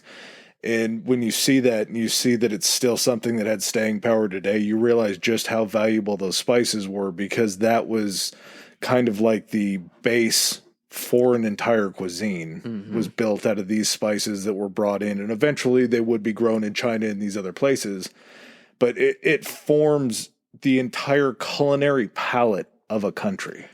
I think one of the reasons it sounds kind of ridiculous as well is because we have so many spices now. I can't believe we're fucking discussing this. We're a melting pot. Yeah. You can make anything taste like anything. Yeah. So if you only had these nutmeg, cinnamon, cloves, pepper, stuff like that, think of how fucking creative and experimental you would get with all of these just to do all these different dishes and foodstuffs. Or not only that, you don't know it's just applicable to food. Like, what else can we apply this to? And it's a status symbol. You might not even know how to use it, but can you imagine just like you go to someone's dinner and the centerpiece is just a bowl of cinnamon. And they're like, what's that? And they're like, that's cinnamon. Everyone's like, fuck off. They're like, lick your pinky. Get some of that on your tongue. And they're just like, what the fuck? It's like the Coke bowl at the party. You're talking about that fucking dinner party for the rest of your life. Did you see that bowl of cinnamon? Yeah. Spices were status symbols. It absolutely blows me away that whole thought could it was exist. more valuable than fucking gold. Yeah. Just to talk about how much gold, these guys had an annual average profit of about 2.1 million guilders a year. That's just straight profit. An 18% profit margin is pretty insane for the time. I want to say that the dividends that they were paying out on stocks for most of this time was like 16% during the golden age, which a 16% dividend off of a stock is an insane amount of money that you're making on that. I broke down some historically high math. I'm 95% comfortable saying that this is completely accurate. 11.7 million guilders in annual revenue. So again, 2.1 off of that's around 18%. Their peak market valuation was around 78 million guilders, which was 37 times their normalized earnings. So 37 years worth of what their average profits would be what their single market evaluation was. So that was how far out they could forecast it. Like, that's a pretty big multiplier on anything. Today's market value falls a little bit short of the 7.1 trillion, right around $3 billion. And the 7.1 trillion comes from the idea of inflation. Inflation's kind of a tough number to go off of because while it does make sense, all of these Dutch guilders were based off of gold standard, not something that we use anymore. Gold has its own inflation rates. It tends to move with the regular inflation market, but it changes, it ebbs and it flows, but most of the time it just goes up, it seems like. Please don't email us about this part of the information because this isn't the focal point of the episode. No. This is just trying to break down the numbers because some of us are stat geeks. This is just fascinating to me. So one Dutch guilder was equal to 0.02 ounces of gold. So that would come out to, in today's money, $56 per guilder. What a time to be alive. So cool. Thinking of it from our standpoint, when it was actual gold. Yeah. Like a goddamn pirate. You just came in with a sack of fucking gold and you were just like, hey, how many gold is that? I think a certain amount of people, I think a lot of people now are looking back towards precious metals and silver and gold. Mm-hmm. And I get swept up in a little bit of it.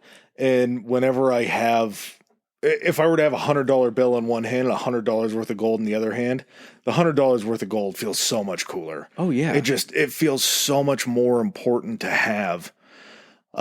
Because it's visually appealing. You look at it and you're like, I can make pretty stuff out of this. Yeah. And it's malleable. It can be made into anything like you're saying, but at the same time, it's utility that's attractive, I guess. No matter what you make it out or no matter what you make it into, you can still sell it for the exact same price as it was when it was just a different thing. So in today's market, gold is trading for right around $2,791 per ounce. You would multiply that by the ounces of gold that they had. So out of the, $78 million of this market valuation, that would leave them to 1.669 million ounces of gold, which that number is insane. So if you take Gilder, multiply it by the ounce, multiply it by how many ounces of gold they had, you would get a real valuation around $4.658 billion, which again is more than the market cap on pretty much any other company in the world today, I think. But at the same time, that's just what their valuation was. You still have all of... I'm just watching you go full Alan from The Hangover right now. I'm seeing all the formulas and everything just bounce around you as you're doing breaking down blackjack. Yeah. I'm beating Vegas. They still had working capital. They still had all of their ships and everything like that, which can be tied into the valuation, but you're never going to make up enough money to get even close to this $7.1 trillion status figure. At the height of their operation, they had 150 merchant ships. They had 50,000 people employed, which 50,000 people employed in the 16th or in the 17th century? 50 to 57,000. Oh, it was even more? So 50 to 57,000 employees, 10,000 soldiers, 40 strictly warships. And when you're talking about international trade, you're like, well, 150 ships doesn't sound like that much. Again, these ships could haul like 550 tons of supplies or like whatever they needed to haul. So you didn't need a ton of them. You just had to protect the ones you had, and they were good at that. Yeah. And again, 150 merchant ships isn't even counting the security ships that would have to be built. So you're going to have more ships out there that are just strictly there patrolling these waterways.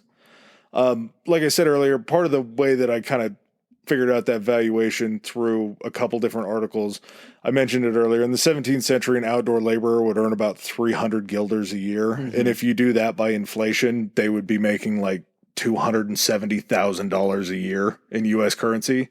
So when you do it by the way that I did the math to figure out the $4.6 billion, it comes around to like $11,000 a year. So probably an outdoor laborer is not making $300,000 a year. Yeah. It's probably more around 11,000. The 1670s really kind of started to throw a wrench in the plan, and this is what we were talking about with the Golden Age ending right around 1670, is the Japanese shogunate was starting to enact these measures to limit the amount of precious metals that were being exported out of Japan. They were kind of going back into that isolationism. Yes. Or even cranking it up a little bit, which... because if they saw some of their resources dwindling down, they saw the reason for it, they're just going to be like, nope, just cut it off. And what does that do to that intra-Asiatic trade circle that you got going on? You pull one of those players out that's shortening your amount of capital to trade somewhere else. And not only that, it's the one capital that you really need to trade with certain places. It's that silver. And so that cuts off essentially your supply of silver. Where you used to be getting that stuff over in Europe, you haven't had to get a lot of it there. You've been getting it other places. Now, when you cut off that, it's like, yeah, it's just a more precious metal, I guess. Mm-hmm. It just has a higher value, or some places won't even accept anything but silver. Along with this, guess what? You still have fighting back home as well. Now, all of a sudden, you come into, apparently there were two before this, but the Third Anglo-Dutch War. So again, Europe is always just either fucking or fighting. That's all it is during this entire time period. And seeing as this is the third, that diplomacy that was going on in 1620 seems to have ended. I would love to see a show where they take Europe during a time period and they make characters based on the countries, and they make it into like a fucking like soap opera-esque like drama. And so like this chick is France and this dude is Britain, and then you have Spain and Portugal, and they just fucking act so they either just humping each other or they hate each other. And then sometimes like a new player will come in, like all of a sudden like China's in. Yeah. Just, like it writes itself. Yeah. Just and people can learn. The world of conflict is great TV. Along with that, another stumbling block was the Qing dynasty.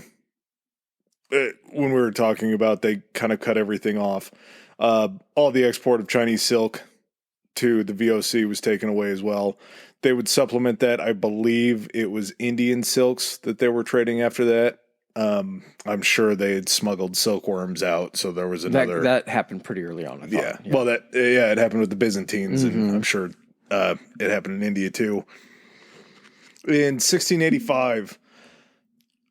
they've just kind of looked at this and they're like, well, the Japanese trade limits have screwed up this inter-Asiatic trade, and the VOC has to start kind of changing paths. They have to start looking in different directions. And as you were talking... What's the new venture? What's the hot new thing going to be? Like, we don't have access to stuff we used to, so we have to try to pivot and try to find something else to kind of put our investment in, something else people back home want. Well, as you were talking about with that Third Anglo-Dutch War, if you're at war, that's going to disrupt all trading. So you're not getting shipments back into Europe, and the pepper price goes out the roof. What do you think is happening to those ships that you have that are trying to run the fucking English Channel when you have war going on between you, and that's where probably most of the fighting is happening? You're getting sunk before you can make it back. This was a situation that once this spike happened, and this kind of oversupply price war strategy had taken a hit, the EIC sees how much pepper is like, okay, the juice is worth the squeeze again. We need to get back in there. We need to start getting more pepper so we can capitalize on this higher price. You'd see the French and Danish East India companies begin making inroads in this Indonesian market. Again, the French definitely make sense. The Danes having an East India company, I guess they're a shipbuilding people too. I guess. Here's the thing. It might not have been possible for the EIC to still come in and do something, but now you're defending against three. Yeah. Now all of a sudden you're getting hit from all these different directions at once. It's having to draw your attention. In addition to that, while they're making inroads here in this area of Indonesia, people are starting to get the idea of being like, okay, where are these things growing? Okay, do we have any of our colonies or any of our territories that have this same type of climate? Because we have these things. We can get the seeds for these things. You have basically the recreation of some of these spices being grown in different territories that are owned by different countries that are even closer to Europe, and they can get there faster and they can get there cheaper. So you almost have this weird country corporate-esque espionage type stuff about like IP stealing that's going on, and then just like reverse engineering it and basically making a similar or the same product.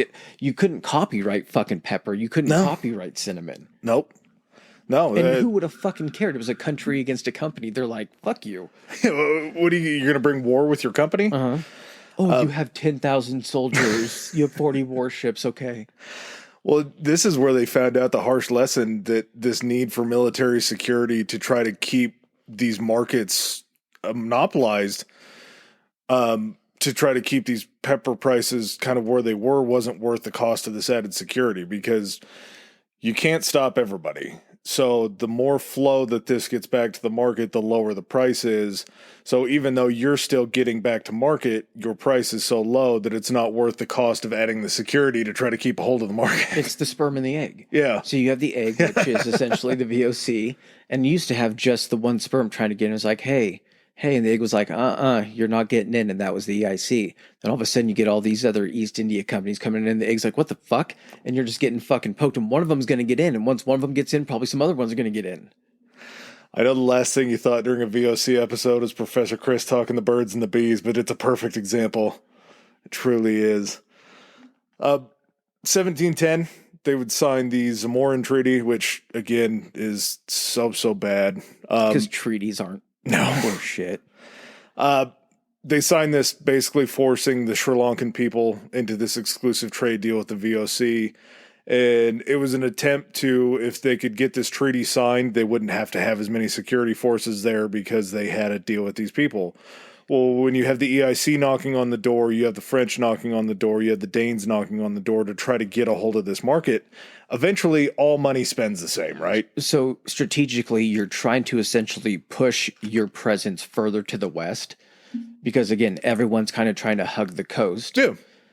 You're pretty much stopping them before they get into that Indonesian area. Mm-hmm. You're like, okay, we've already tried to go as far west as we can within this region. It's still not working. They're still getting in. If we can get this area of Sri Lanka, which is, I think we established was closer right off of India. The Malabar coast. Yeah, right off of that. Then we can essentially halt them and put up a defense before they can even get in here. Try to bleed them a little bit before they can get closer to Indonesia, I guess. Yeah. This pretty much didn't work out immediately. The Zamorans were selling cinnamon to the Brits, and once the VOC found out about this, they, showed back up, smashed the rebellion, killed a ton of the Zamoran people, and they went through and burned a bunch of pepper vines. So if we can't have it, you can't have it. Mm-hmm. And after that happens, this French and English traffic that's going on, the VOC start looking at the spice trade, and they're just like, there's not a whole lot that we can do here. When it was a monopoly, everything was good because we could control the market. They've also figured out they can grow it as well. And if anything, they're just going to keep coming in here and coming in here. And at this point, like you said, they're actually probably losing a little bit because these guys have also been establishing European trade. Yeah. And things like that as well. So while the VOC has been primarily focused on, the fucking slave trade from Africa and everything, and also from this Asiatic trade, you have these European powers that have been kind of like solidifying their shit at home. Yeah, the market's all just kind of starting to come crumbling down. So they begin to divest in this spice trade to try to move into diversifying into these other Asian commodities like tea, like coffee, cotton, textiles, and sugar. fucking big ones. You think that should be the saving grace right there. They are trying to pivot into exactly the right lane they need to. Unfortunately, this lane's already full of all of these other shippers. Because guess what? They weren't doing that before. Yeah. They thought that it was going to be all about the spices. These other ones are like, what are they not shipping that we think might work out here? And again, they're now doing the same thing that everyone has been trying to do. They're trying to steer into an already established lane. And they're like, no, motherfuckers. You take care of your pepper and your cinnamon and shit. We'll handle this tea and coffee and cotton stuff. Yeah. So they're moving into a market that's not like a lone venture that they can go into and control. This is also against companies that probably have the backing of the government. Countries. Yes. Yeah. So, because guess what? If you have to turn around and look at the Netherlands and be like, we need help down here, they're going to be like, we're fighting like the fourth fucking Dutch Anglo War still. Like, no, we can't help you. Yeah. 1741, the VOC ends up losing the Battle of Coleshell. It was against troops under the Raja Varma in southern India. The Dutch commander is actually captured, and the only reason that his life gets spared is because he agrees to join the army and start training the troops on these modern European line-style attacks. Which, I mean, these guys aren't doing great with because they obviously lost this war, but at the same time, if these Indian troops can learn this new technique and then take it against people that haven't ever fought against this modern line move, the strategy, it's going to pay dividends for these guys. And this is just a situation that everything is just starting to go wrong for the VOC. And the real issue is there's a pretty big disconnect between the Asian center and the center back in the Netherlands. Part of the issue, too, is since these markets are already kind of being supplied at the time, they're making lower profit margins. And these profit margins, as they're looking at them, they're like, well, we got to keep making the exact same amount of money. So what we're going to need to do is invest in basically more ships so we can bring back a higher volume of goods to try to make up for the money that we're losing. I'm trying to see if I understand this. The dividends you said they were paying out on the speculation of like 27 or 37 years. That was the market cap. So what that was, the dividends were being paid yearly on what the revenue that was being made was coming back. Gotcha. It sounds kind of like what they weren't doing is they weren't anticipating any possible like drop off.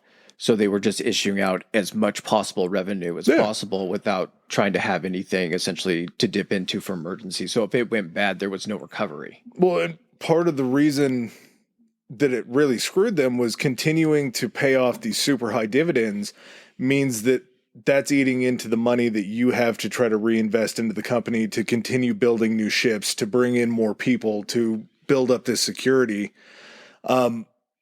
The thing that really goes wrong is this higher volume of goods that they're bringing in. The tonnage would actually rise to 125% of the normal volume that they were bringing in when it was just spices. But the total revenue only rose to 78%. So you have this, 47% change from the extra tonnage that you're bringing in, but you're making less money on it, which is never a good thing.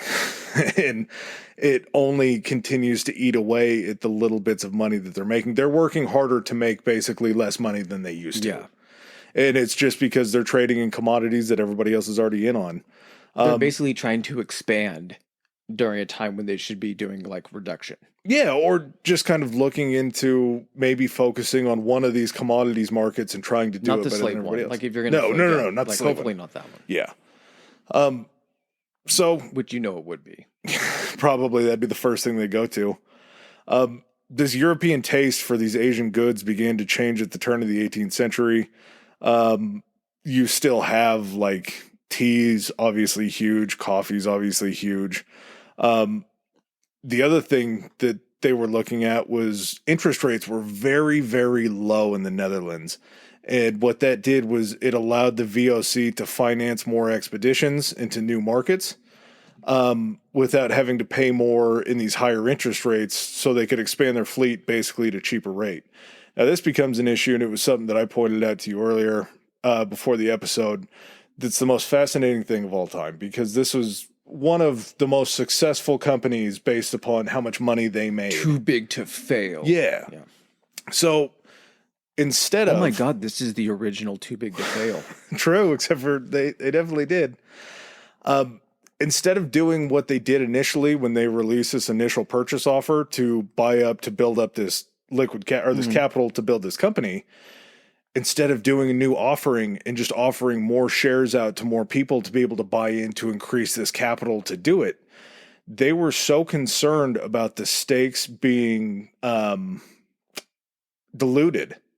So like if you have 1/10 of the company, and then, or I guess if you have 1% of the company and you release a new stock offering for people to buy in more stocks, if you release the same amount of stocks the first time as you did, or the second time as you did the first time, half. Yes. Yeah. You have 0.5% of the company at that point.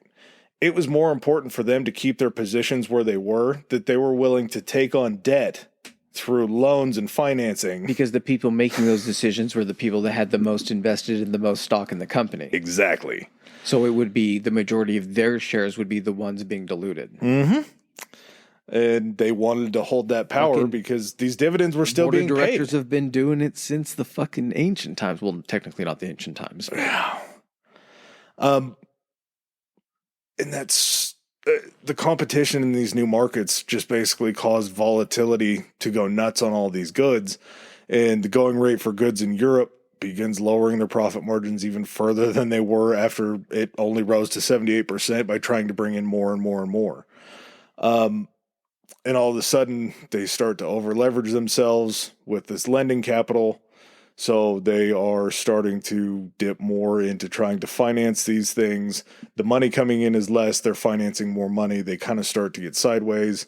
A lot of these factors that come into play are just kind of products of society, but also at the same time, it was a bad company structure. Well, and they're also not doing themselves any favors from a PR perspective, because in 1740, you get what is the Batavia Massacre. So you basically have, again, the VOC, they're governing this area. They're not a country. They're a fucking corporation that is actually governing this populace. And, of course, they're working the fucking local people with fucking probably little to no pay. I'm guessing, I'm trying to be, probably little's optimistic. Sorry. And still, you need a little optimism in these things. Maybe they're getting a little off the top. It's fucking sad, I know. So you have these mill workers that get tired of the fucking treatment, and so they have this revolt that ends up killing 50 of these VOC soldiers. What this turns into is essentially a 13-day massacre and purge of all these people. Now, they also have a ton of these ethnic Chinese people on the island as well. What ends up happening is it's like a fucking fire sale, the indiscriminate killing. They end up killing 10,000 of these ethnic Chinese people. That's a lot of people. Not only that, you're not on trading terms. What do you think is going to happen to fucking China? How do you think that's going to look to them when they end up finding out about it? Yeah, exactly. And guess what? They're not going to be happy. You're a lot fucking closer to China than you are to the Netherlands right now. Yeah. Yeah. I think a big part of that too was a lot of the Chinese that were there that were not necessarily causing the disruption, but there were just more of them there for when the disruption happened to maybe stir more of the pot. They looked at everyone as the hostile populace and they're like, we can't risk it, everyone. Yeah. During that time, there was a bunch of sugar that was coming in from the Dutch West Indies and from the areas on the other side of the world that was then undercutting the Chinese sugar and everywhere else that was coming in. So there were a lot of merchants that were put out of work there because if there's no money in it, there's nothing else for you to do. So you have a bunch of unemployed people milling around that aren't very happy with their situation. Yeah, like everybody else, the Dutch did actually have a presence in the Caribbean. So that's where the Dutch West Indies were. Yeah. Where were we? Oh, yeah. So maintenance and greed and this continued growth and this military security was just eating away at any revenue that they were making. They were still paying out dividends to the shareholders, 3.5%. So not as much as they used to, but they're still paying out these dividends. At a time when they're not making money. Yeah, it's just an insane strategy. And you're not You can making even say strategy at that point. yeah, I guess it's just kind of you're throwing shit to the wall and seeing if it sticks. This profitless growth that was going on as their overhead was rising was kind of starting to really make things clear that this just wasn't tenable. Between 1730 and 1780, the VOC began its decline. The Asiatic political climate had changed, just squeezing the company out of most markets at that point. Another issue was the direct shipments that were being made to Europe by the EIC were able to get there a lot faster because they didn't have to stop in this central hub of Batavia for them to process this stuff to take it back. What used to be this strength when they were completely the only game in town now becomes the weakness because everything that they still control has to come to this one area that they've kept friendly to them. Whereas everybody else is just like zooming in and out of the other places, picking up stuff. So now you're behind on time as well. It's not hard to be first to market when you have a monopoly on the product. But if you're taking an extra 3 months, by the time you get there after an EIC ship ends up unloading, that price is going to be so low that it was just sort of worthless to try and make that happen. Well, and if anybody is going to be taking pay cuts during this time, like you said, you might have to lower the amount that you're getting when you're on the board or whatever it is, but you're not going to go ahead and take the most drastic of pay cuts. You're going to pass that on to the employees. Not only are you paying these guys less, but you've been doing this long enough now where people see what the result of this is. People see how dangerous this is. I think they said that there was at certain points like a 42 to 47% chance like you would actually die on these voyages, or if you went on like multiple voyages. So and then it got worse as you went further inland after you landed too, wasn't it? Yeah, exactly. So you have this high mortality rate of workers. So you have people being like, well, no, that kind of seems like a death sentence. I'm not even making as much money as people used to make when they were still dying. And a combination of essentially just horrible mismanagement, a lack of an ability to essentially scale back when you needed to, and then basically not having access to the kind of workforce despite trying to increase the size of your operation. I don't know if that's going to be good for business. No, probably not. The dividends would end up exceeding the European surplus in every decade from 1690 to 1760. There was 1710 to 1720 where it didn't. But you're paying out more dividends than you're keeping to fund this whole operation. The VOC was also sending liquid capital into the capital of Asia to try to keep this trade going. So you're sending money out, you're paying off dividends, and you're not keeping anything. We just got to wait for a new dynasty to come in. They'll be friendly to us as long as we keep a presence, right? And maybe that's what it was. Maybe they were kicking the can down the road till they could figure out another inroad that they could make. Do you think that part of this, so like you talk about like lack of foresight and everything, this seemed like a company that was built to like run like a red line for like a short period of time, and then the engine was just supposed, this was the drag race company as far as like in the scope of history. You had to have these people where, I'm not sure what the life expectancy in the Netherlands and everything was at this point, but you probably had people that weren't really concerned about like long-term wealth and everything and the success of this company. They're like, well, we're still making money and we're obscenely rich at this point. So, I mean, what's going to happen if this thing really goes ass up? We're not really having to save this thing for anyone because we don't have to answer to these fucking, like, there wasn't a fucking SEC or anything like that to stick up for people that like had invested in this company and then like went tits up. Yeah. There was no repercussion for it. It's just like, sorry, the investment didn't work out. Yeah, that's part of the risk of investing is sometimes these things happen. And if you didn't, that was the other thing that I didn't write down because I didn't really understand how it was even possible. But the share price in 1730 was like at an all-time high of 600 guilders a share. Do you think part of this too is we think of like investing in terms of today where you can literally just pull up your phone and you can get like up to the minute stuff like changes and everything like that in the market. Day trading. Enough to where you can drive yourself crazy because you're seeing all these fluctuations when in essence stocks are supposed to be a long-term type thing. When you're in a situation like this where, do you remember what the number of years was when they had to declare their financials? It was every decade, once every 10 years. How much fuckery you can do within 10 years is insane. This is also at a time when like what kind of paper trail? Like you're the one creating the papers for the paper trail. You can have them say whatever you want them to say. It's at a time when there's no oversight or anything like that. So it's just kind of like, well, I guess it is what we say it is. Yeah, that would explain why the stock price would stay so high for so long into them losing money, is because they were only reporting what they wanted to report. Because if the stock price drops, all of their money. How many people, okay, look at how many people are educated about the stock market today. Not a large percentage. No. Think back then, how many people even knew what the stock market regarding the VOC was? That's a good point. It was made in 1602, so you're less than like 200 years into this. You maybe found out how much your stock was worth every year or something like that if you were lucky. Get a dividend check and be like, oh, we're still going. That's great. Yeah. Let's wait another 9 more years for the financial disclosure, and then we'll see really how much we did. Yeah. The Fourth Anglo-Dutch War was kind of like the nail in the coffin for the VOC, because this war took out a ton of vessels in their fleet. Also, surprisingly enough, the VOC, I guess the Dutch as a whole, were very supportive during the American Revolution. They provided a little bit of dough to the colonists. They provided, what was it? Oh, arms was another thing. And I believe they were like the second country to recognize the United States. So they were pretty pumped about this, but at the same time, Do you know who's not pumped about that? For the British. The people that they're fighting, the Anglos. The Anglos, yeah. But they're, even now, the Netherlands are reaching out to do some more stuff, so they're not going to be, the VOC is not front of mind for them. Yeah.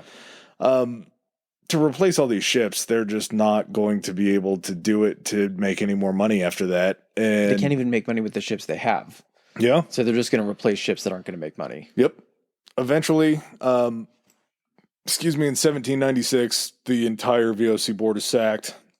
Their charter would continue to be pushed out. I don't know how they were running without this board, but I guess they weren't running really well with the board, so maybe not a lot changed. The Netherlands would end up nationalizing the VOC in 1799, which meant they took over all of the VOC holdings. This is where we get the Dutch colonies, or not Dutch colonies, colonies, right? Still in Indonesia? Yes. The imperial holdings now belong to the Netherlands. Pretty soon after that, Great Britain would end up occupying most of the former VOC possessions, including part of the Netherlands during the Napoleonic Wars. Because the Netherlands never had to have an actual presence there in the sense of the Dutch military or Dutch Navy. Their presence there was the VOC. They had enough control and enough, because they were based essentially in the Netherlands, I think they felt that, they're still working for us, right? Yeah. And they're like, yeah, totally, they're working for us. Do we get a check? I mean, a few of us gets checks and everything. They're doing their thing. They're able to go in to defend that area. They're like, perfect. Well, as soon as the VOC's out of that area and it gets taken, the Dutch are like, wait, what? I thought we had that. They're like, oh, no, that was the VOC that was holding that entire area. Yeah. I'm sure as Napoleon's running rampant, Great Britain's looking around like, shit, is there a soft underbelly around here? Yeah, the Netherlands. They're a very soft underbelly. The VOC's gone. Yeah. We'll have to see what happens here. There was an Anglo-Dutch treaty that was signed in 1814 that restored most of the possessions to the United Kingdom of the Netherlands. So they were able to get those holdings back. And eventually, when we do a full-blown Dutch history, we'll talk about kind of how they lost those. I think it's probably part of kind of like in the same way it was for other, like France and stuff like that. It was, I would imagine it would, World War II. Like essentially when those areas that had been occupied by the Japanese and everything, where a lot of them were just like, nah, we don't need you, the white people, to come back in. We're good. Yeah, they fought for their independence. And I'm sure at that point, the Netherlands were like, this is not worth. Yeah. They're not, spices are everywhere now. Windmills aren't doing as much as they used to anymore. Maybe that was their thought. Like, man, if we just put a bunch of windmills down there, these people will do even better. Like, we have some electricity. I mean, as far as the numbers stack up, during the time between, 1602 when the company was first established all the way up to 1799 when it was nationalized, created an estimated 4,500 ships is what they used. Like I said, the peak was 150, but imagine how many they must have been losing and having to replace to have to cover that many ships, even over the course of almost 200 years, which, yeah, the company was in existence for almost 200 years. That's fucking nuts. And the last 50 of them sucked. The fact that it took them so long to disband the company and fire that shows you how quickly information traveled. Yeah, and it also shows you that basically for their last 90 years of existence, they were just running off of how much money they had made in the first 100 years trying to chase that dragon. Now for the ugly truth of the matter. Essentially, they've kind of established that 3 to 4 million deaths attributed in the Dutch East Indies were as a result of either direct war or the indirect, which actually is the thing that kills most people in every war, is that's going to be famine and disease. Essentially, you can come in there and fuck everything up and burn everything and then just bail out without having high casualties. What's going to happen is when the entire population of that place has nothing to eat, everyone's going to starve, and that's on you. So the fact that even during that 200-year period, responsible for 3 to 4 million deaths as a fucking private, or not essentially, private company, I guess, is fucking insane. And I don't know how that, when you look up the most valuable companies, this one always pops up. The most valuable companies in history, this one always pops up as number one. But at the same time, how do you list what the deadliest companies in history have ever been? Because this is number one, right? Catholic Church. Ooh. Then probably. I like that. Okay, I'd go with that. Yeah, Catholic Church and then the VOC. Yeah, there's probably some other religions that are scattered in there too, I'm sure, that kind of run the same game. God's big business. I understand that. But yeah, just an insane amount of fucking casualties that these guys had to make for their fucking bottom line. Not even a country, a fucking company. During the De Gaulle episode, we were talking about what it was 1.7 million troops were 10% of the French male population. Yeah. That was in 1917, or that was in 1939, 1940, when they were rounded up during the Battle of France. Yep. And we're talking about 3 to 4 million people in the 1800s, 1700s. In the Asiatic area, yeah. Yeah, dude. Think of what percentage of the people of entire, just essentially entire civilizations that were just fucking wiped. Yeah. For business. Yep, not by another country, by business. Well, let's go out on that happy note. Why don't we? Because history is fucking all about that, right? Oh. All right. Anything else, buddy? I hope we didn't bore you with the numbers. I know I got a little Alan there for a little bit with the numbers, but... No, it's something for everybody. Some people are going to hear that and be like, wait, rewind. I'm just hoping there's less than 1% of people that were like, oh, that math doesn't make any sense. It felt like you talked about it, I think, to you for 5 minutes of facts. It was literally you just a minute and a half. Okay. Yeah, you're good. All right, and we hope you're good as well. We'll catch you next week. Have a good night, guys. Peace. Or day. All right, ladies and gentlemen, thanks for joining us for another episode. If you like what you heard, hit that subscribe and like button. Follow us. If you didn't like what you heard, still hit that anyway, because we'll probably cover something in the future that you do like. Please follow us on our social media. Adam, hit him with it. Our Instagram is historically high pod, historically high pod, and we are on Twitter at historically high. That's historically HI. All right. And if you guys want to send in any feedback, suggestions, hit us up on those two, or you can even do it on Gmail. It's historicallyhighpodcast@gmail.com. Thanks again. Peace.